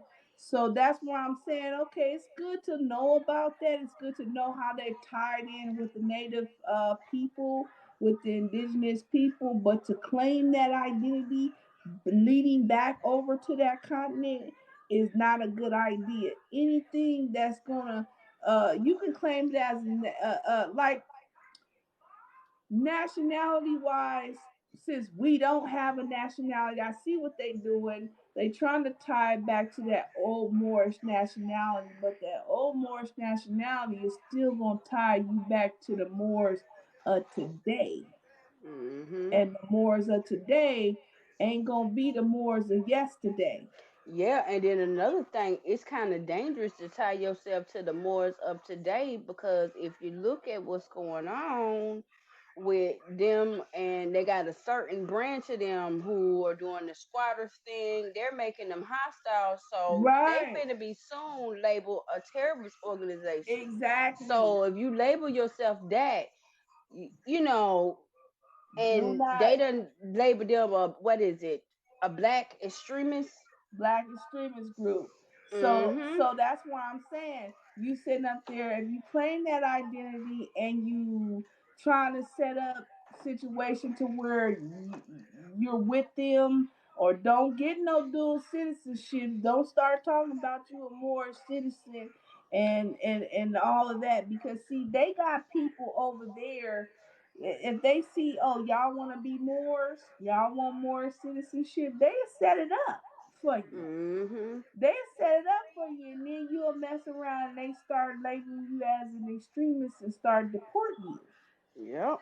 And And the so thing I'm is, like, it's and it's not okay hard to as a think about it. They will deport you. Like I seen this thing yeah, where they had to deported some little child, some little black child. Like it was on Vice. They got like this whole documentary of people like black Americans getting deported places like they ain't never been before. They just sit in them places. So you think, you label yourself a more, it's far fetched that they would deport you. They deporting everyday black people sending them places that they ain't never been, just randomly deporting them. Right. You When it think? comes down to that paperwork stuff, I ain't doing that. Mhm. Okay, yeah, I see the I see the Moorish connection. I know the Moorish history, but you not shaking me from off my land. We didn't already went through this African American bullshit, this black colored and whoever else you want to do. And that's why I just cut that shit off right then and there. I'm Aboriginal. If you want documentation about who I am, my lineage, I'm Choctaw, and that's gonna be it. That's it. No one, we're not foreigners. We're not going to be going through all this little hoops and stuff like that. And to qualify for something that I know you're not going to get, because I know that a subhuman who is 3/4 is cannot qualify to get any reparations, period, because in law you're not even a human.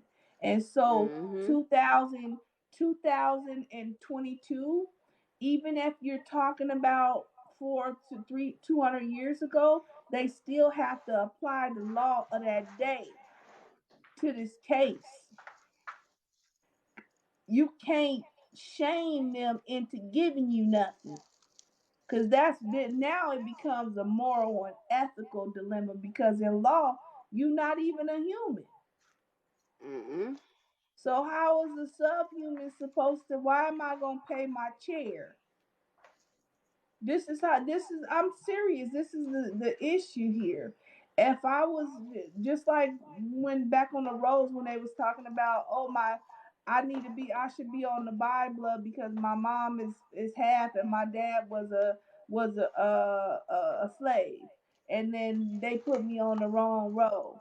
They gonna apply the law of that time, and the law of that time say that the one drop rule makes you on this road right here. This is how I know this. The reason why I know this is because I study law. And so I have a degree in law. And so that's how I know. And I wanted to see what everybody else was going to say, what they was going to come up with. And they came up with all of this stuff. I heard a lot of different things. And there, what they say, you don't qualify because of your nationality. You don't qualify because you're not a human in the law of that Mhm. day. You don't become recognized. You don't become recognized as part of the collective until the 60s. Mhm. So you think that wasn't by design? Only people that can qualify to get reparations that have melanin are people from a tribe. That's it. Anytime you damage tribal members, they can come to to the federal courts or to the tribal courts and go up the court system and sue the United States government. They're the only people that can do that. No one else can. But and it's not like it's not that I'm being negative. It's just that I know law and I know these are facts. That's why if you notice, white people avoid that in law. That's why they say, oh, we're gonna get a Mhm. committee to look into it.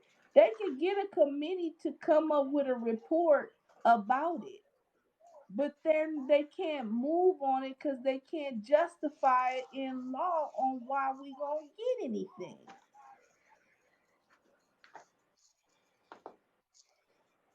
They can't justify it. And so I'm like, the only way we gonna get any reparations is if we take it from 'em. That's it. Mhm.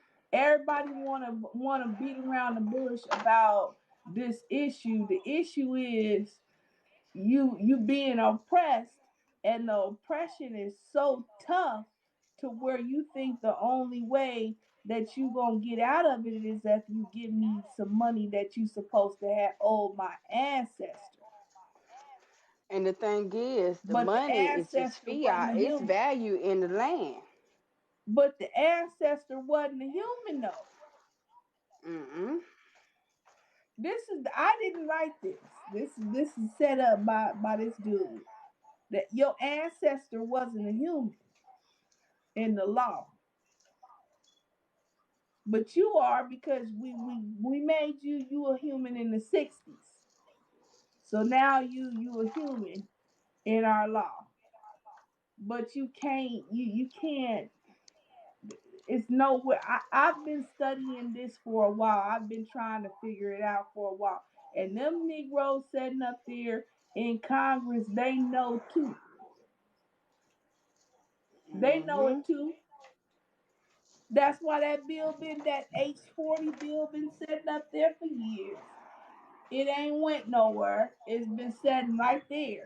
Speaking of that, did you know that Johnny Cochran, before he developed brain cancer and died, had came up with a team of lawyers, a power team of lawyers, and they was working on a way to try to get reparations for for Black Americans before he died. And he died while he was still working on his little, working on this project. Right, because what we do is we search these law books to see if there's a loophole about getting it. And And if I'm not, what's barring it, and what I keep running into, is that you're talking about a people who are not humans. That's what we're talking about. We're in the law. This is just the reality. Even though they may have been free people on December the 21st of 1679, and December 22nd, a law is enacted that they are everybody slaves if you was a Negro. So the day before you free, and the next day you not. So, and then they start making all of these laws making you less than. And you that is and crazy. right, and don't think that this hasn't happened before. And it happened in Europe. They enslaved people, and then they came and wanted payments. These laws come from codes from Europe. They already had codes before they even got here. hmm So they already know about the power of a pen. They've They been they using their they think pen. steps ahead. There's no redress for a chair or my pet animal. That's why they relegate indigenous people to non-human status. That's why they do that.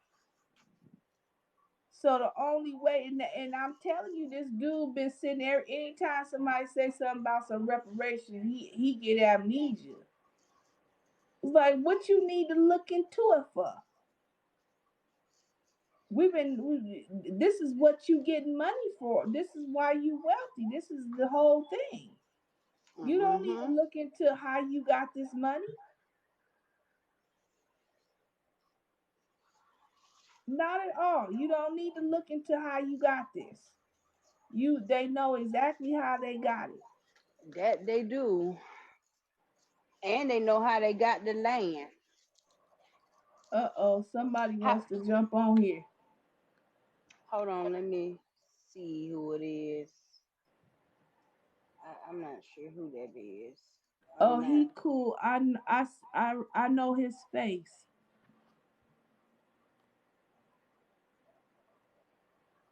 Well, I'm gonna let you on, but I don't plan on being on here too much longer. So, Yeah, let's get to, let's see what he got to say though.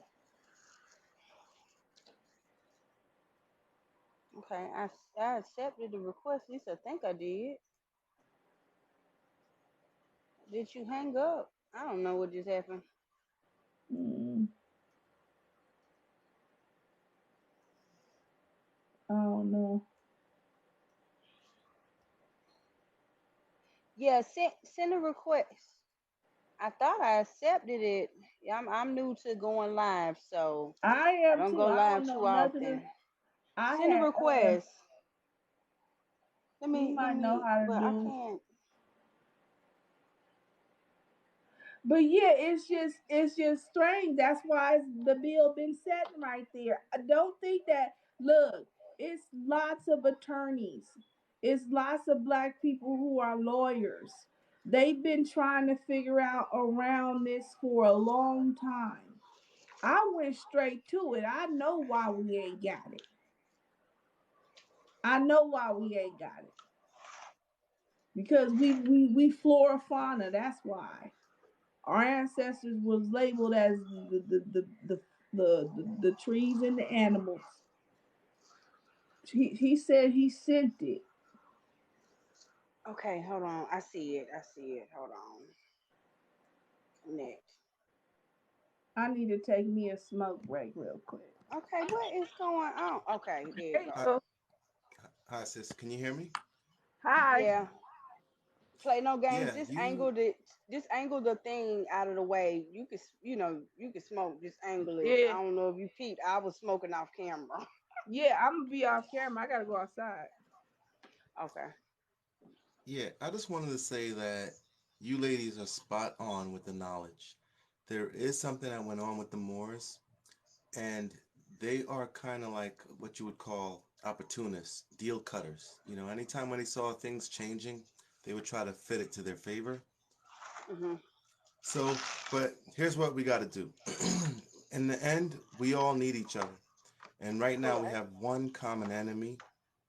So we could put aside all the stuff that the negative stuff that the Moors have done and unite and come together like a big powerhouse. We have to create our own rules, our own laws, and kind of like exclude them the way how they excluded us in the same manner. See, me personally, right? I can't work with the Moors. I have family of the Moore, Me too. and so I've seen some tricky stuff that I did not like. So, and I'm going to be honest, I can't work with them because I may, no, people may start dropping. So, Well, I can tell you this. I can tell you. I and can tell you this. and That I I. don't say that mean like I'm gonna do something. I'm saying I've noticed that when I deal with people who have done like or in alignment with you who have done my ancestors wrong, people drop like literally. So I don't want to even try to be like say if they even want to amends for some of the stuff that may have they have done in the wrong.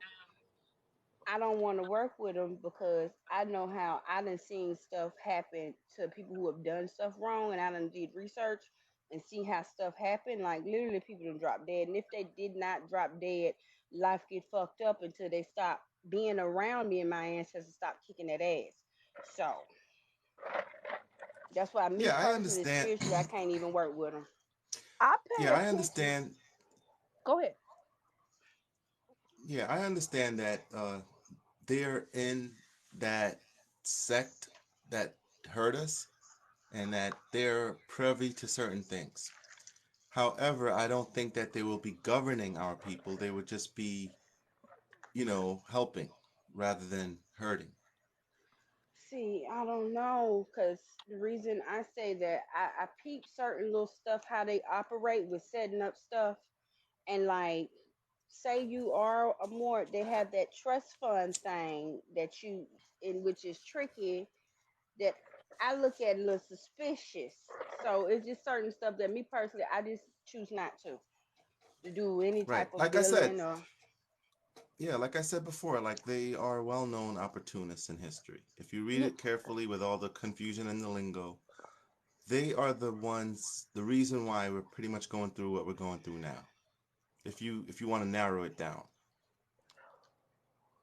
But we have an enemy today that's even bigger than them, and we need more than what we We have right now. we gonna need everybody. We gonna need the Hebrew Right, Israelites. We gonna need the Moors. We gonna need the three right, percent. We gonna need right. everybody. So we can't You understand what I'm ostracize, saying? and we can't ostracize one group because we read Right, something in history. They here exactly. right now in the same condition that we are Right. I'm today. willing to put aside what they did if we can get out of this situation and govern ourselves. That's how much I'm willing to like work with them. Without talking about we Africans. Yeah, we know we're not Africans. And even if they want to say we're Africans, we're not their bloodline. If you look at Africans and look No. at us, we dance better, we move better, we sing, but everything we do, we win gold medals. It's crazy how much different we are from them. And people keep trying to push us over there. Yeah, they trying to push your mind over there because they ain't pushing you physically. They pushing your Hmm. Right. mind. And so that's why I'm like, sorry, but I don't know nothing about Africa. I'm not gonna pretend to be an African. I do American things every day. Nothing that I do during the day is African. Everything is passed down from my line, and I can guarantee you that nobody in the past 300 years of my line is an African from Africa. Right. And another thing I want to bring up, you see all the information that the Moors are bringing out these days? They never ever really brought it out this much before. They're pushing more hidden things than ever before. Like I said, they're opportunists, so they know when the times are changing. They see the signs, the moon into blood, all that stuff. They know what's up. So they're letting you know their truth. Yeah, I listened to what they said, and I know how they came about to be intermixed in with the indigenous population. But I'm not. I know exactly how they came to be because a lot of the Moors that were in the tribes and documented on the inside of the tribes, um they're intermixed. They're intermixed, and I seen the Turner case. I've seen the Turner case, but I'm trying to figure out because I know the Mississippi Band, and I've spoken with people from the Mississippi Band, and they're more on the fact that they're Choctaw indigenous people, and they're not leaning more towards a nationality because they have a nationality. Their nationality is the Choctaw, but I've never heard them talk about Moors.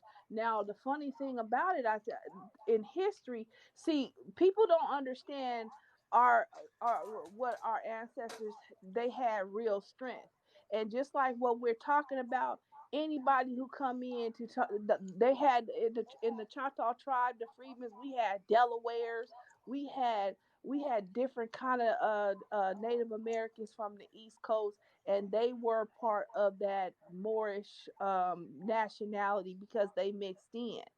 So I can't go back to farther than that, and I don't think nobody else can go back further than that to have them here prior to Columbus. Now we could say Well, they were only because they were I believe they traders. were. Like how we read in the book pirates and stuff. I was just about Those to were say they black people. pirates. They're the pirates, Yeah. so they were running all Right. over the place. They was all over the place. So Right. They were the warriors in charge of trade. I agree with what you're saying, So they were here, but yeah. but I'm trying to Yeah. figure out how it's going how what this is going to look like, what this is going to look like in 100 years. Because from what I'm listening to from these people on here, okay, yeah, I know the Moors was part of the tribes. I know that for a fact. But what they're Yes. talking about Yes. is sitting there getting changing your birth certificate, changing your citizenship, doing all of this different stuff. And so that's doing too much for me. For me, that's doing too much because I'm more of Yeah, we I, what's gonna have to I'm here happen is right the here the on the market map has and hmm try to get the colonizer out the way. Right. What's going to happen is people have to start bartering and not trusting in the money system. Let the place fall, and then you can create your own government again. Yeah, but too many of us wants to still participate. We could have let it fall in 2020, but Right. once But yeah, go we ahead. could have let that collapse. Yeah, but we know that the world to come is for a few. So not everybody's going to get it. We have to rock with the people that's like us, that's willing to come together and pull things together and get it done. Now the next chance that we gonna have, I'm gonna tell you the next chance we gonna have if this situation goes south with the war between the snowmans, that will be an opportunity. That will be the only opportunity because Uh, I don't see us other than now. This is the way we can get reparations. I'm gonna tell you how you get it. You gotta get the United States government to compromise. The way you get them to compromise is that you gotta act a fool. When I mean act a fool, it gotta be total unrest. And they gotta compromise to get everybody back in line. That's the only way you gonna get some reparations. You're not right. gonna get The way because how I then it would can do be it, in law. right. The way how I would do it is set out a decree, put it out, make sure it goes out strong. For example, any cop that touch our kids or kill or arrest or whatever, we're gonna come after that whole precinct, take them down. Something like that. It has to be that drastic. Any It one it, of it them gotta be touching any one of drastic. us. Yeah. It That type gotta of be stuff. It's gotta drastic. be a decree against the government. Anytime they come after us, we're going after them big time. That's the only way because you gotta get them to write it in law. You got to get that the only time, and I explained this to people in my video about, because someone was like, oh, the so and so got reparations and the so and so got reparations, but do you know how they got reparations? All of these reparations was due to war, and it was Yeah. compromised and came out of the war funding of the risk management fund. And so, in order for you Yes. to get to that point right there, you gotta do something. You gotta do something crazy. It gotta be something out of the way, out of the ordinary, to where they scared. And then Yeah. that's the only way, because it has to be in law. It has to always be in law. This is the system that we're in. Now once you get it, then you can start negotiating and get them to compromise. Once you get them to compromise, and I don't mean it can't be, oh, we're going to give some services for mental health. That's not what now you're telling me that I'm crazy.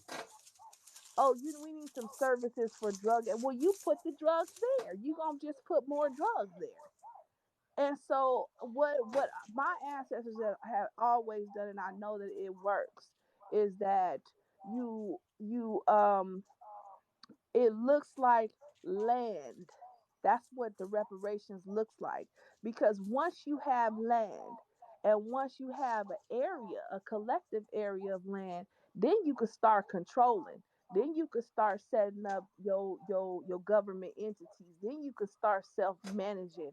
Then you could start doing those things. You can't do those things unless you got land as a collective group. And I'm gonna tell you what they did with when they gave the land away to the tribes. The black people got their land in a certain area, and then especially the freedmen's, it wouldn't have been no Tulsa without the freedmen. These is indigenous people. It wouldn't have been no Tulsa, Oklahoma, if you look into who started that and who was doing that and who had the money to do that. Because see, you got to understand that the only wealthy people, black people, people of color in that time after slavery, was the freedmen. They're the ones who had the money and the wealth. The other people that were here, the non-citizens, or what we classify as the other African Americans per se, they had no money. Not to They didn't have mention that when anything. you look into who land patent that was the Gurley family land patent. So they literally went on to a black family's land, they had no right even flying over the land Right. to drop bombs because they had no air rights to the land. They didn't So have when no you air rights. That was no air rights, none of that.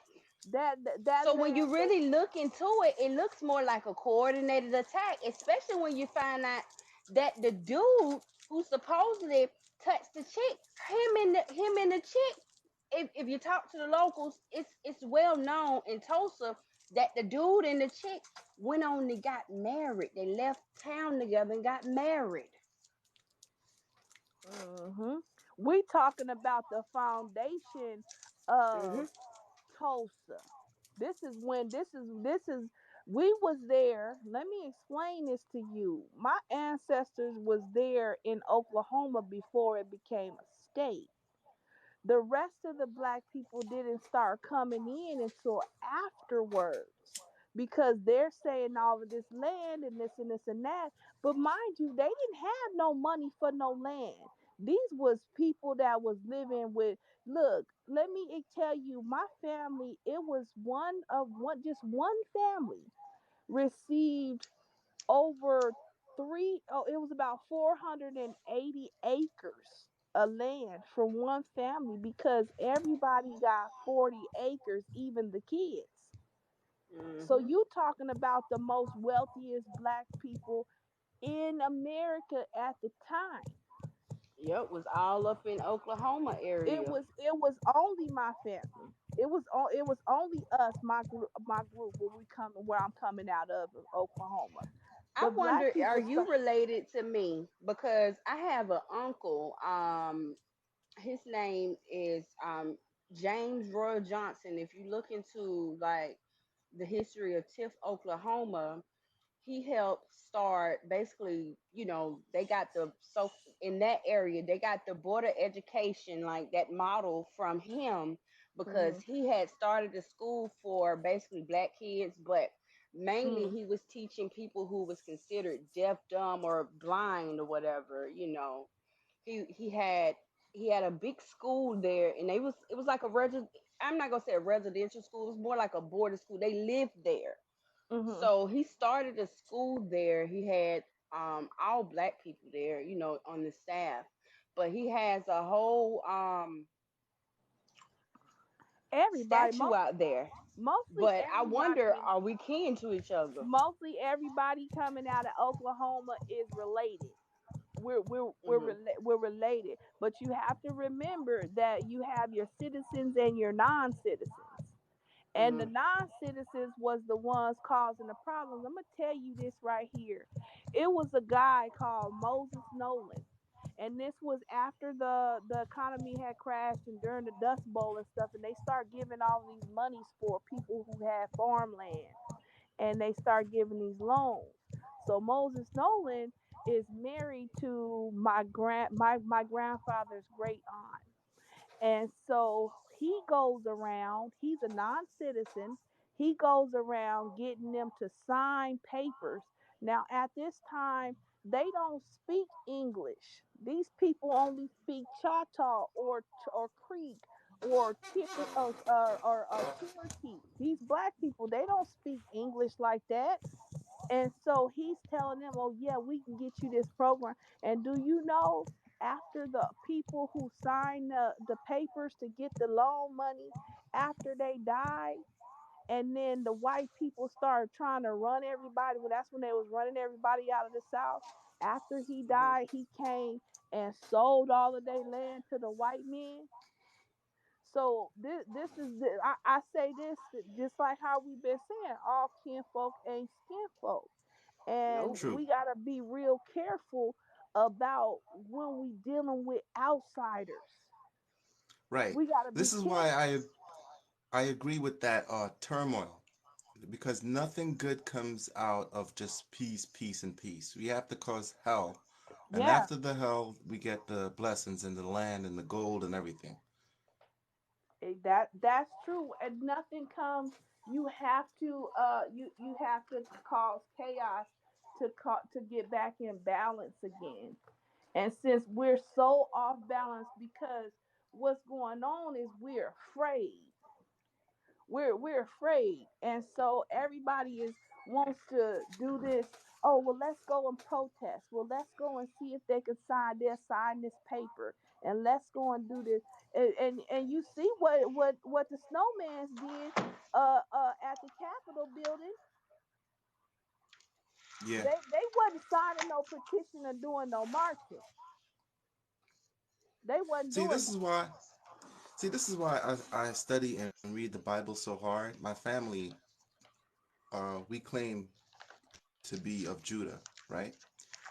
And we've been doing it for quite a while. We study the language. We've been doing the Sabbath. We've been wearing like all white and all that stuff. And we kept the traditions and we got a good understanding of the laws. So we know that hell has to come before heaven. Well, it say that it says that it's the war before the peace. Yeah. I Also, mean, people also, get it's a lot of people. encouragement. There's a lot of like fear not. Yeah, go Yeah, ahead. though.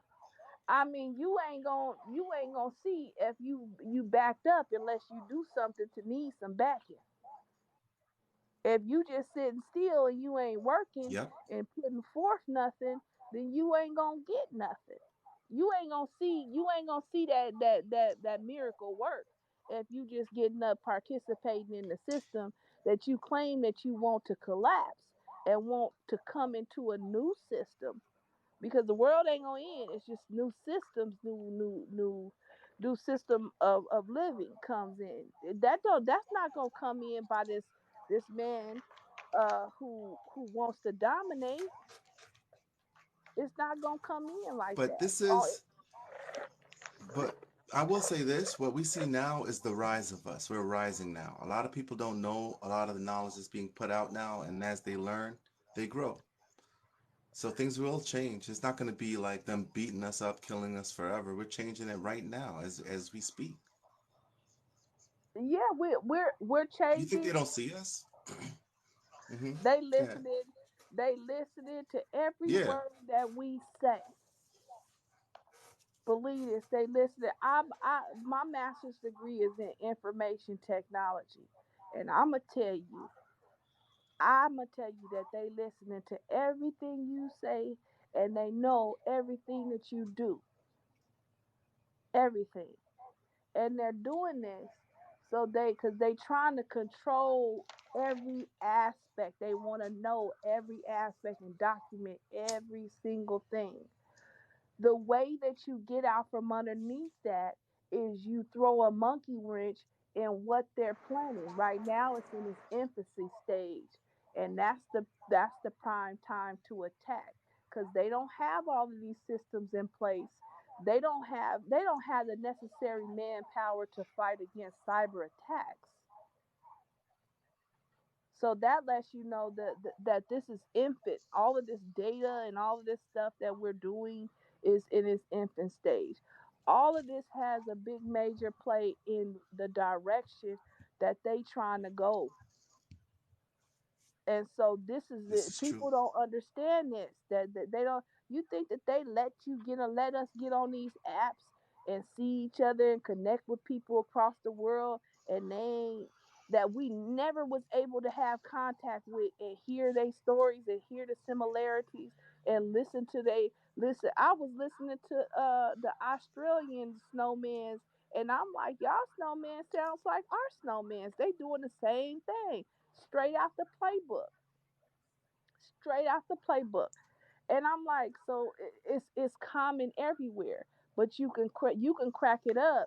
You just got to know how to crack it up and when to crack it up, and you got to have the no fear, because people gonna get Yeah. hurt. People gonna This get is hurt. yeah. This is why we gotta like find somebody, put out a decree against the government that if they touch our children or anything like that, we're not taking any drugs of theirs, all that stuff. Hey Once they see that family. change, I don't want to cut y'all off. It's almost 4 o'clock. I'm over here I'm dozing grown. off on y'all. all right, We're gonna sis. have to get Thank you. up It was a blessing. again tomorrow later on today. This was fun though. Like this was fun. I'm gonna invite Hey, both this of your y'all back first on. live. This your first live. This my second one. I Yeah, my second one. My second one. Okay, I might go live tomorrow and go on a rant and see how many I think you know what? It's real funny. I'm gonna say this. It's real Mhm. funny. I ain't got no trolls lately. I ain't got no I got one troll out of four videos that I posted. And I'm Mhm. like, where they go? They might be on vacation. I don't know. All right, I'll talk to y'all tomorrow. All right. You have a good night. You too. Bye bye. All right. Bye. Bye, opium.